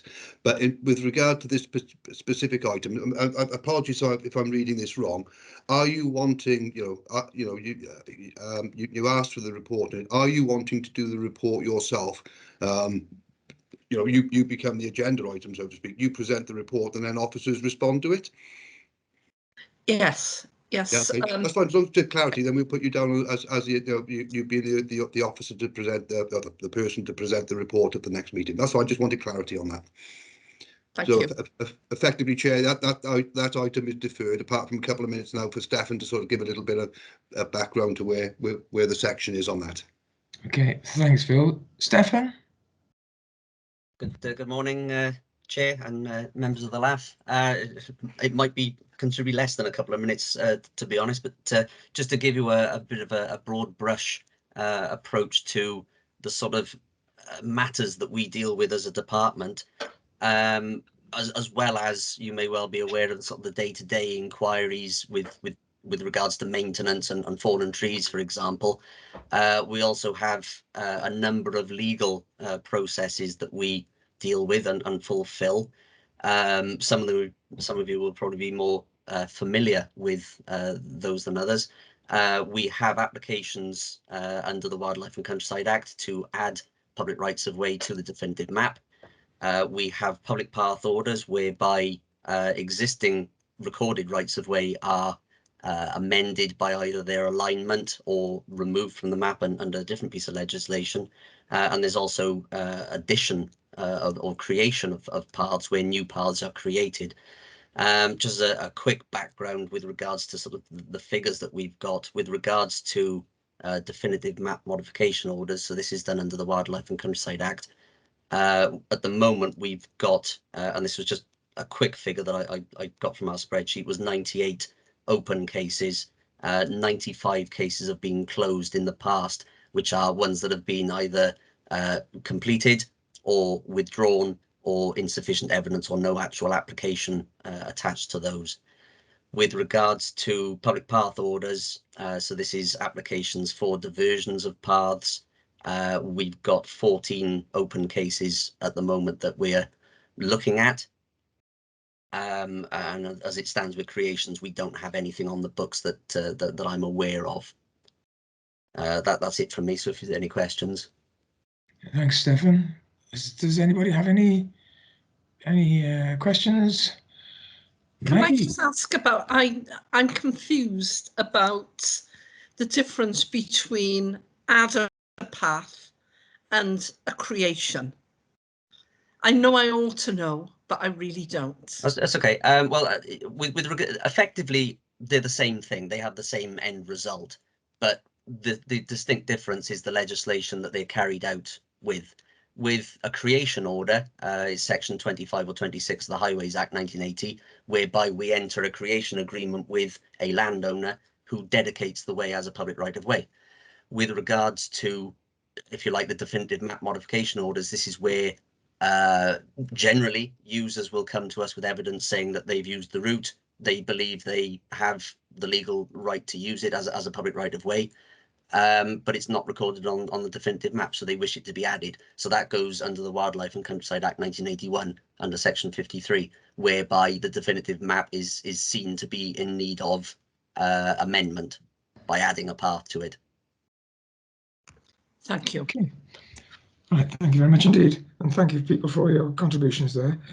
Number 11, Transport for Wales level crossings. Anybody speaking on? That will be me again, Chair, Stefan Denbury. Okay. Just a quick update to the LAF with regards to this. I've been in contact with a consultant working on behalf of Amy Infrastructure, who in turn are working on behalf of Transport for Wales. Just to give you a quick update, if you haven't had this before or don't remember, Transport for Wales are electrifying the Cardiff to Rumney rail line, which comes through Caerphilly. In doing so, they will be obviously altering the rolling stock, that is the trains that they're using, to be electric rather than the present diesel. These trains will be faster in speed, obviously quieter in that they don't have engines, and they're also proposed to be a more frequent service along that line. Now, we have a number of level crossings for public footpaths that cross the line, and these have been flagged up by Transport for Wales as posing risk to the public as they stand, and with the increased frequency, speed and reduced noise of the trains, they believe that the risk posed to the public using those crossings will be increased, and presumably they're suggesting increase beyond an acceptable level. They therefore wish to deal with the level crossings to mitigate the risk. We've got 5 sites which we've identified with Transport for Wales. I've just got the sheet in front of me, but basically we've got, as I said, 5 sites. We've got Footpath 4 Van, which is Wernthie level crossing. As it stands, there is a road bridge a few hundred meters away, which Transport for Wales seem to be leaning towards as an alternative. We have had some opposition to that internally with our highways team, given the classification of the road, but we haven't had as yet anything firm in detail from Transport for Wales and what they wish to do with any of the sites, actually. The second site then is Footpath 46 Llanbradach. This is one that Transport for Wales were not aware of. It's not actually a level crossing, in that historically it was on an elevated tramway. That tramway was demolished several decades ago, it would seem, in part of the closure of the colliery, and therefore we've got an issue with a right of way that would be obstructed at the moment. But basically the structure that carried it has gone, so we need to investigate that and take that forward as to how we resolve the matter. Footpath 43 in Caerphilly, which is T-Isaf crossing, it's very similar to Wernthie crossing, actually, with the exception that there's not a reasonable alternative within a close distance. An overbridge, a footbridge, for example, might be a resolution in this circumstance, but unfortunately Transport for Wales have not identified any money to deal with such infrastructure, but that's something to be worked out in the future. But again, we haven't received anything firm with regards to a path order application as yet. Footpath 11 Caerphilly, which is Gibbons Crossing. This is a little bit of an awkward one, in that the public right of way recorded on the definitive map stops at the railway and starts again the other side of the railway, and the statement actually refers to it not crossing the line. So again, this is something that we're going to have to investigate and go forward as to how best to deal with this. Transport for Wales are not going to be dedicating the level crossing across the line as it stands. I think they feel that they're on firm ground, that there isn't a right of way across the level crossing, and therefore they don't need to actually reopen it for public use. And Footpath 88 Caerphilly, this path on the definitive maps again stops at the side of the railway. The statement infers that it continues into Rumney, so there's a bit of a disparity between the statement and the map. What Transport for Wales, again not in writing, have proposed as yet, there is an alternative route to the north of Rumney Station, which is currently used by the public but is not a recorded public right of way.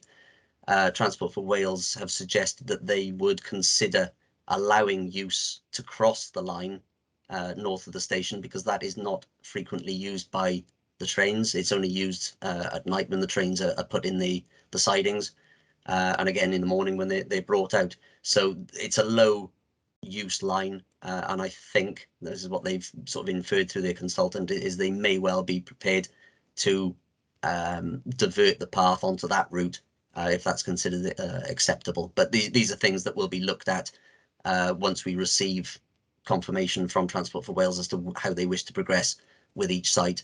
And I think it was alluded to that we're looking potentially to actually go out on site and look at all these with yourselves during the next meeting. That's it from me. Okay, thanks, Stefan.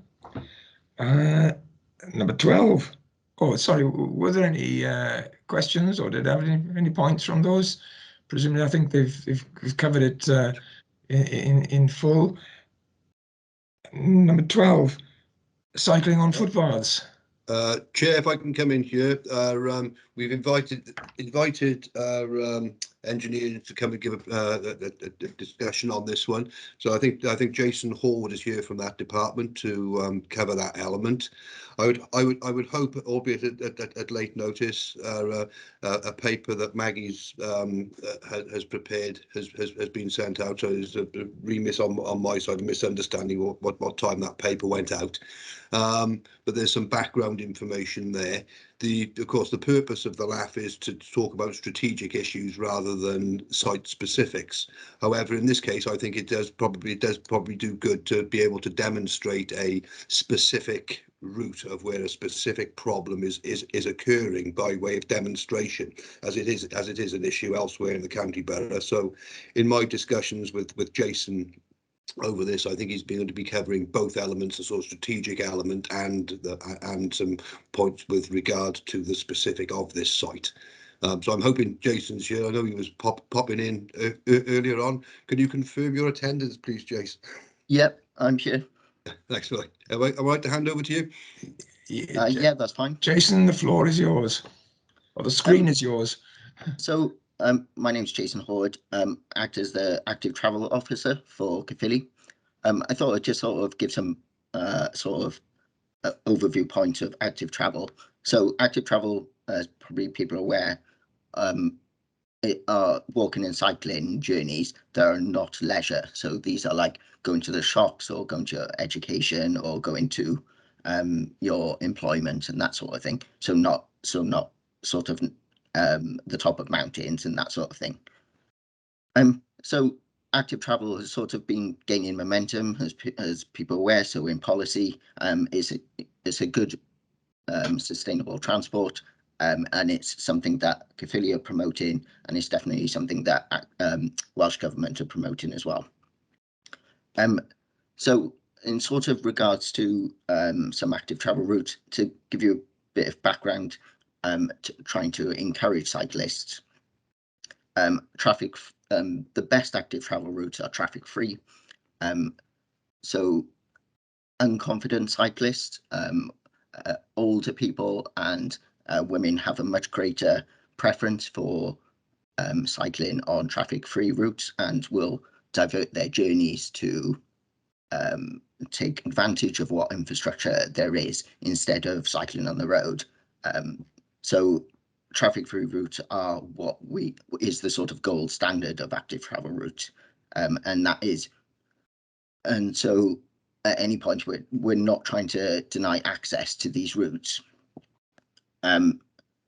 So where it comes to, I don't know if people have read through the specific routes that we're looking at. They're sort of in the Cross Keys area, and they're two short routes that connect into the towpath, which is what is defined as an active travel route. I think it's currently closed because it's it's under some maintenance works on the canal, so you can't actually cycle on it at the moment, but it is a very good route. Yeah, so for those routes, I think in a letter that I expressed to Maggie that the two routes at the moment have got steps. There is signage on those routes that direct people towards the active travel route of the canal. I think the routes are constrained, and the two routes are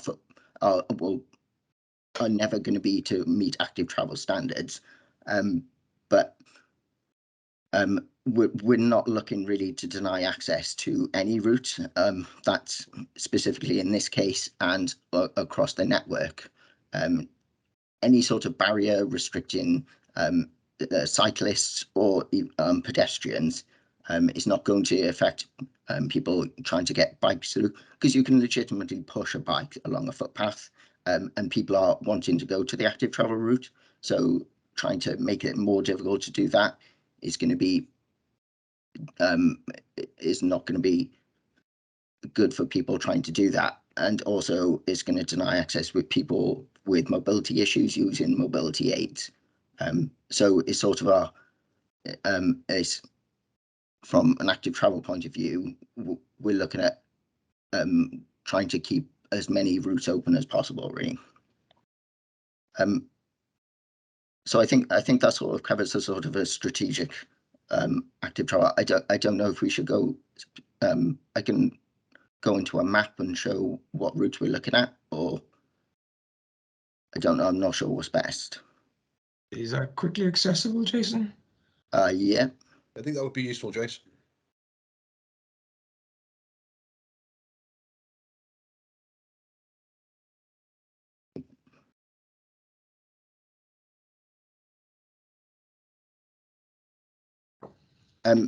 So these are the two routes that we're looking at.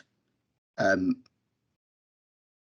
again, they're sort of near the Cross Keys train station, and they go from Charlton Terrace. There's one route that goes from Charlton Terrace, and another one that, if I zoom in a little bit, got in a bit. So there is a bridge over the railway line, and I think I will use the photos that are here. This is one of the footpaths. It goes from Charlton Terrace. So from that route is that one. Oh.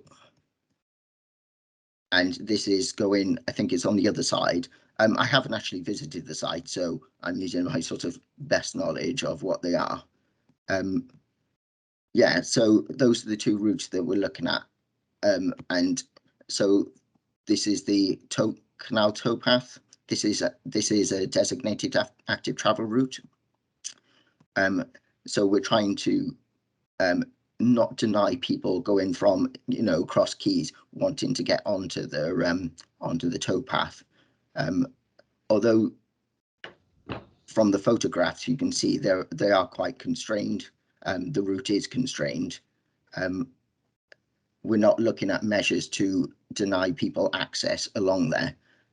Mostly you can have A-frames and K-frames, which restrict people's ability to get mopeds and motorcyclists through.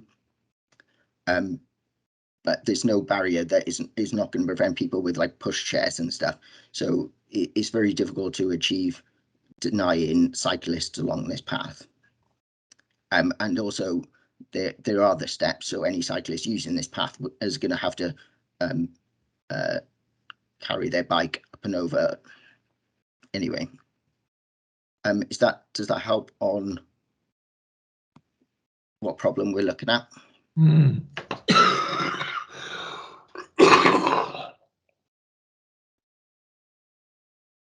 Yep. Yeah, I think so. Jace, do you want to take questions at this point? Yeah, yes, I would. I'm not surprised that you haven't been there. You calmly say that cyclists will get off their bike to go down the steps. I think Bob will back me up when I assert that many bikers love steps. They also use the steps going down from Carlton Terrace down to the main road. The reason that the steps were in that condition before they have recently been repaired, renovated, a really good job, is because cyclists have gone down these steps at speed. Whilst you are talking about you don't want to deny access to cyclists, you are putting walkers in danger. They come down the steps at speed. The is it the 1773? It isn't wide enough for walkers and cyclists to pass, and cyclists are coming down there at speed, despite the fact it's narrow. and despite the fact there is a bit of a bend in there. Right.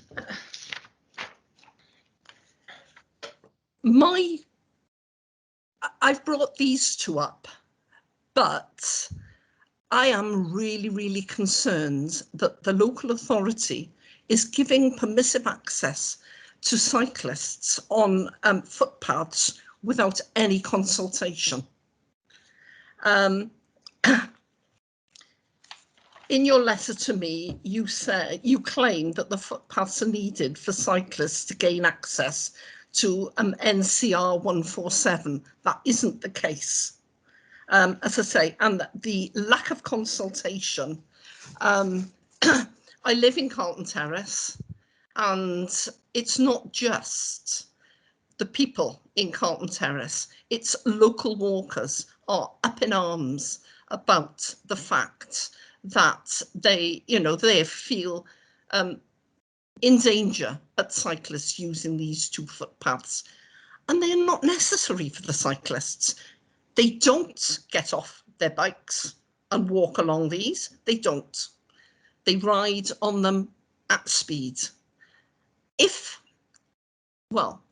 They are necessary for walkers in active travel. Active travel isn't only about cyclists, it's about walkers. Students at College Gwent use at least one of these footpaths to get to college and to get home. Lots of elderly people use them for dog walking to get access onto the towpath. And I know that's a leisure thing, but of course it is a public footpath. And there are people who use it, say, to walk down to Tesco's, get a bit of shopping, catch the bus back. We are being bullied by cyclists on these two footpaths. And I would like you to reconsider this permissive access. And if you are minded to carry on with it, it would be really nice if you would do a consultation with the local people. Thank you. Okay, thanks, Maggie. Is there anybody else further, or does it need a reply, Jason? Or does Phil want to comment? If Jason's finished his report, I will come in and say something at the end of it. But I see Nigel's got his hand up, so he can go first. Nigel, screen's yours. I presume it's Nigel Yates and not Nigel George. It's not. Too many Nigels. Yeah. Yeah. What I was going to say is, sorry. I really hope they do ban these scooters, because if you've got problems with bicycles, we'll have an enormous problem with scooters if they make them legal, which I hope they won't. Thank you. Okay, thanks for that point. Phil, I think that's. I didn't have the other Nigel at the time with his hand up, but Councillor put his hand up as well. Anybody else want to have a say there? Or I think it's the other Nigel, though, is that? That's right, Nigel. Nigel. Thank you, Maggie. The problem I got with it is, as you know, I'm local to the area and all, and I know both the paths and the other paths around there. But from a sort of council point of view, if we ban bikes off there, how do you suggest we police it? Because I'm having problems with it all the time. You know, there's bikes going everywhere at the moment, and we simply can't police the situation. So have you got any ideas how we ought to be policing it? I'd be interested to find out. Thank you. Can I just say that just because the police in some parts of the country, there aren't enough police to police knife crime properly, it doesn't mean that you legalise knife crime. I'm sorry, just because it can't be policed doesn't mean that we shouldn't do something about this. I would imagine that the local authority has a legal responsibility to ensure that walkers are safe on a public footpath. they aren't safe. And it's no good saying there hasn't been an accident yet. Lots of cars go through red lights at Cross Keys. I don't believe there's been an accident yet, but nevertheless, we wouldn't change the law to say, oh, well, there hasn't been an accident, so we let them go through red lights. Can I come back on that, please? No, what I'm saying, Mag, I think you're missing the point, really. I'm looking from a practical point of view. If I tell my officers, right, we're banning bikes up there, put up signs and what have you, that's not going to stop the bikes still going down over there. That's where I'm coming from. And that's why I have, for a number of years, been asking that there is some sort of chicane at the top of the steps. Jason says that this would stop disabled vehicles. Disabled vehicles can't come down those steps. I've spoken to, when I'm out walking, I know it's cheeky, but I've stopped people in disabled vehicles and said, do you ever go along the towpath? Yes.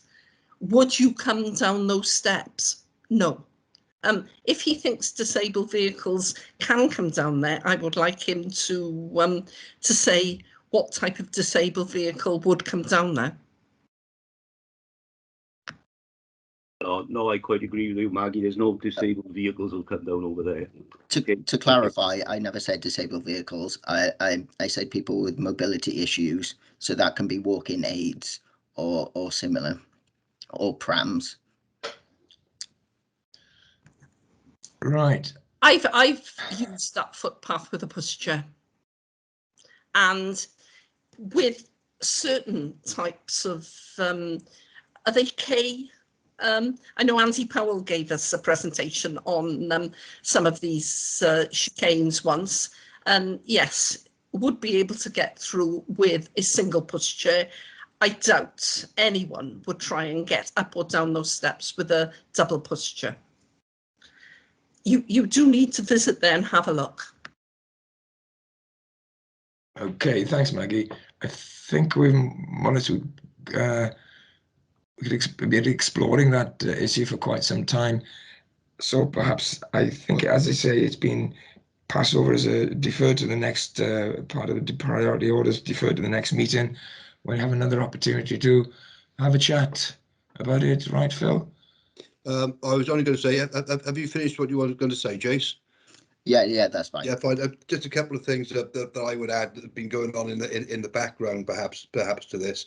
That and it is kind of in the context of the wider issue. I think we're agreed we will be having a look at sort of the rationalisation of where some of this signage has come up from, as whether it's misleading or not, whether cyclists think they have a right to cycle down places where they don't. But on the bigger picture that you were asking about, Maggie, on the active travel plan, there's about 400 routes in the county borough that are being looked at. Not all routes. I think Jason's made clear that this isn't an active travel route that he's looking at, because we just know that he wouldn't be able to meet the criteria. But please be assured that so my engineering colleagues, as part of the development of the active travel plan, which is going on now for the next 5 years, and they're setting out their priorities, there will be consultation and engagement as part of that process. I think it's fair to say, Jason, in this it's yeah, that's right. And sort of going off what you were saying, there is obviously difficulties across the network and access rights, and there's something that we are looking at and trying to make. We're going to be looking at taking advice from Sustrans on how people do share the network considerately, because as a cyclist myself, there's a lot of respect for cyclists there, and it's just trying to. It's the same with all places. I think it's the minority which spoils it, really. Okay, thanks, Jason. Can I just say then that... Very briefly, Maggie, please, very briefly. Go on, the floor is yours. That is there going to be a rethinking of these two particular routes, and are you going to consult? And it doesn't matter whether it's a minority of cyclists. Quite large groups of cyclists use these, they come down there together, and it's dangerous. So is there going to be a consultation on these two routes?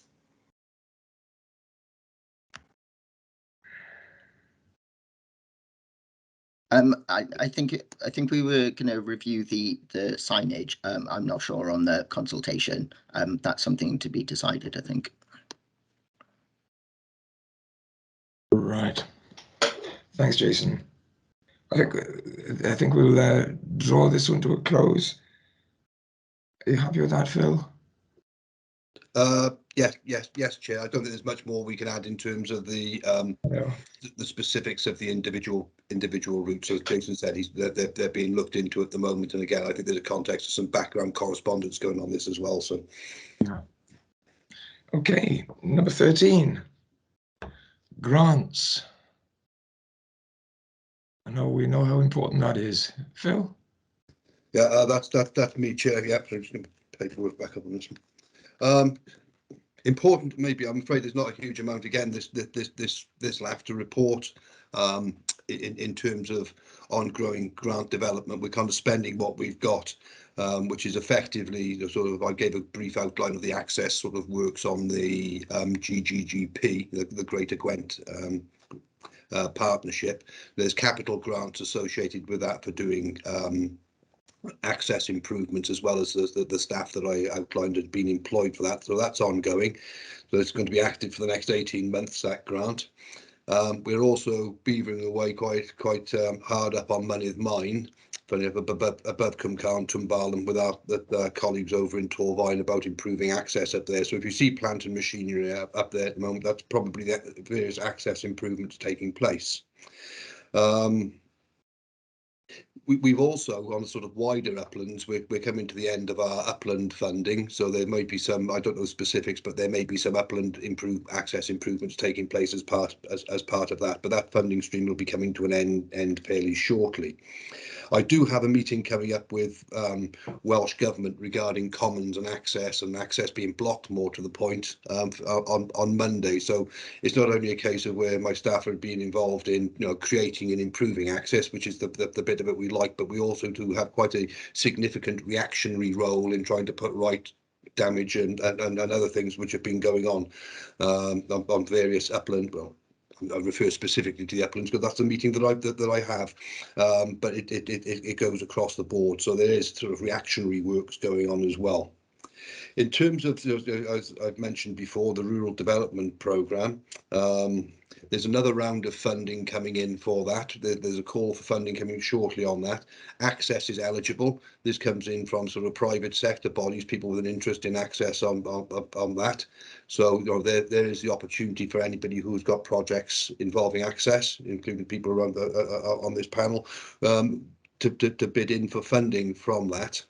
I'm hoping to utilise some of that funding in the future. It's not guaranteed. Utilise some of that funding in the future to actually continue the Caerphilly landscape project and some of the projects which have come out from that, because that is very access driven, I think it's fair to say, and that's sort of the area from Caerphilly east, effectively, running up to the ridge lines above Bedwas. Andy mentioned earlier on about a sort of annual grant that comes in from Welsh Government. We haven't had figures come in through for that yet, but we're anticipating that coming through fairly shortly, which is a sort of dedicated access grant, ring fence grant, that one. But in terms of new and specific grant applications being put in, there's not many openings out there at the moment, and we're kind of concentrating on spending that money that we've already got secured.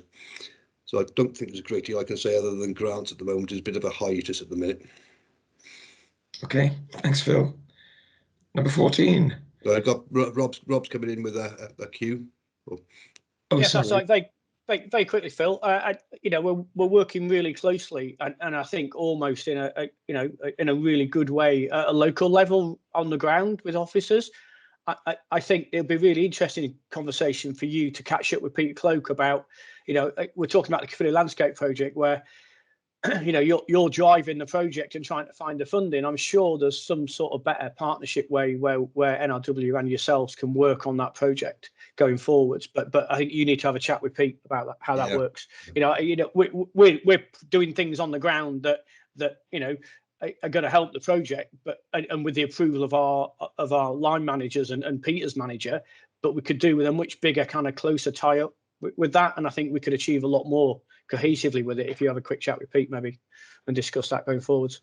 Yeah, I'll put that onto my agenda. I've always found Pete really, you know, accommodating and easy to work with, and I was very reassured. I know my boots ain't on the ground, so to speak, very much anymore, but I was really reassured to say how you were picking up on the projects the community were putting through the Caerphilly landscape strategy. That's the whole purpose of what this is about. Yeah, cool. Thank you. Okay, thanks, Phil. So number 14, so what we'd all like is a challenge walk. But possibly not at 4:30 in the morning, Chair. But there we are. This is a very quick update on this. I tend to put this on every agenda meeting. It's the 10th challenge walk, the 10th anniversary challenge walk this year. As you all know, that it's in the it's on the 7th of May this year. It's the Tumbarton Walk. Just to let you know, the bookings are open for that. The route checks are currently taking place to make sure the paths are all passable. I've signed off T-shirts and refreshments orders, so it's definitely all systems go on that. So again, there's liaison going on now between our officers, NRW, to get consents from there and informing the landowners of the day of the route, and it's going to be coming over their land in some cases. We do as a matter of good practice, really, to just keep things sweet, because we have had some issues in the past. So diary, please, 7th of May. I know some people on the group here actively help out and are probably saying, Phil, 4:30, I'm up at 3 o'clock on this one, but it's our big walk for the year, and we like it, you know, to be well supported, and certainly the number of volunteers we come in to help on the day is very impressive. So thanks to those. Thanks, Phil. Move on now to number 15, meetings for the next meeting arrangements. I think has been talked of or touched on previously. Lost my paperwork on this one. I think it's touched on briefly earlier, wasn't it? Yes, it was. It was an update on how we're going to meet. I discussed it briefly at the last meeting and said, well, we'll have this meeting remotely. The actual legislation doesn't really allow us to meet remotely, and of course it was due to wider government legislation that we couldn't meet in person, and hence we've been meeting virtually for the past 2 years, effectively, isn't it? That's all coming to an end now. So there was a feeling from some people on the panel here that they would prefer to continue to meet remotely. I've passed that message on to NRW.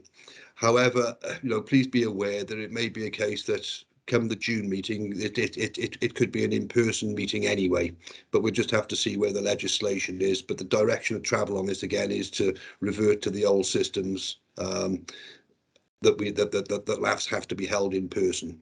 I haven't got anything much else I can say on that, because we haven't been informed what decision's been taken on it. Thanks, Phil. We'll all be watching our emails accordingly. Can I give you again, kind of it's not an off the record statement because it's been recorded. From my understanding, there's been several LAFs feedback that there's a need for both face-to-face and online, and I think NRW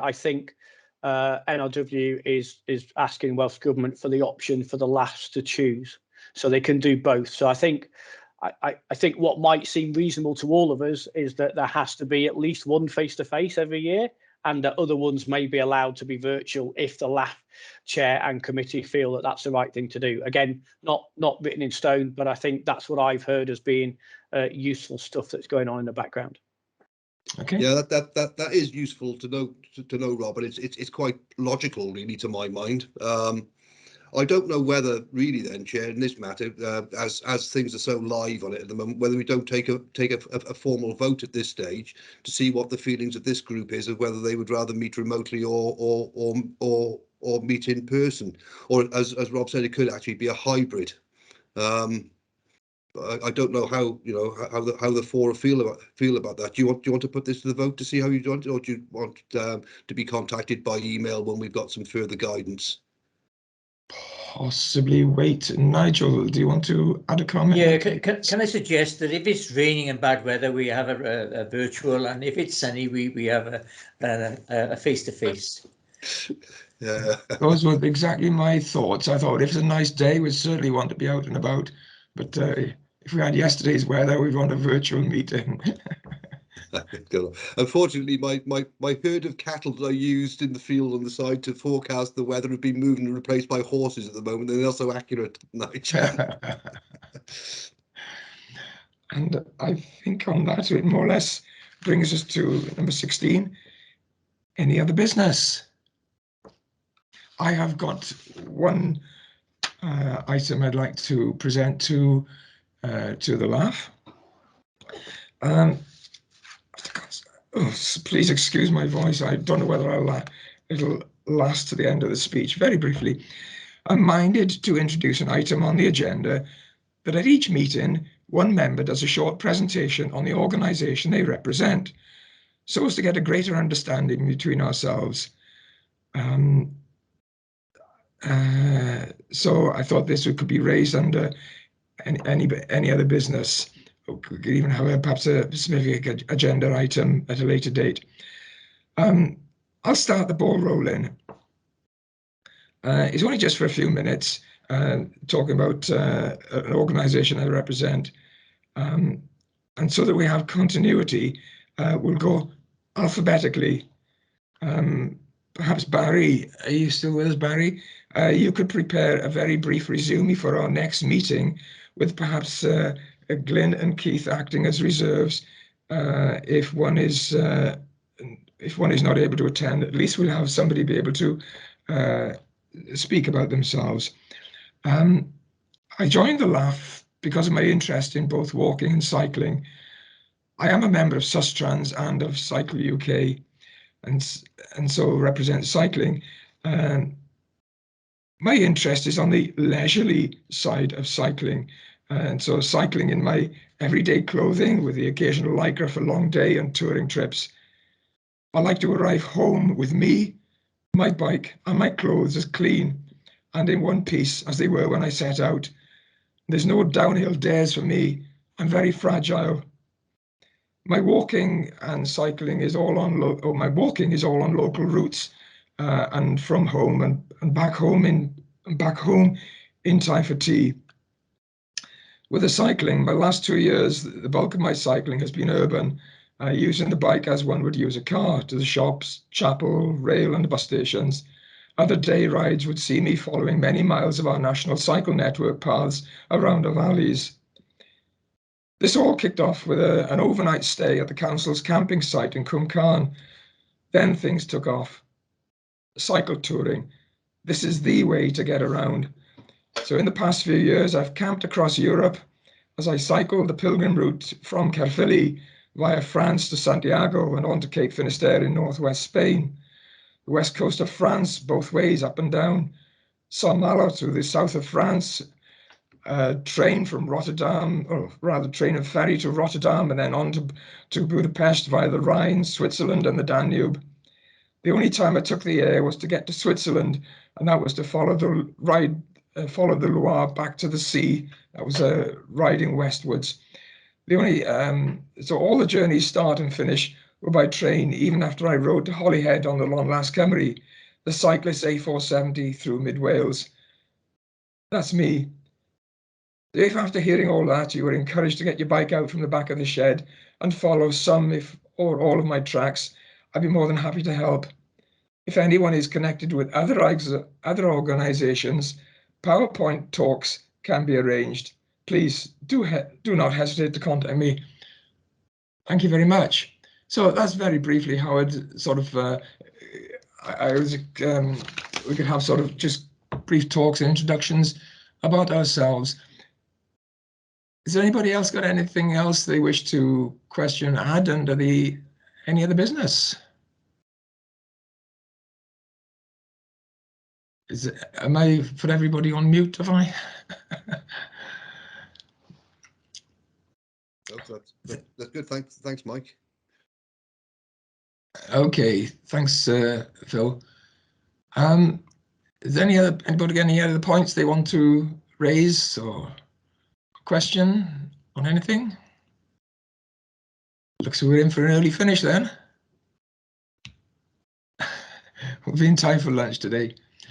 Right, I think that more or less brings the meeting to a close. I thank everybody for their contributions and for our guest speakers and members of the council staff who've given up their time. And it remains to say now, enjoy the rest of the day, and the recording will now end. Is that right, Phil? I think I'm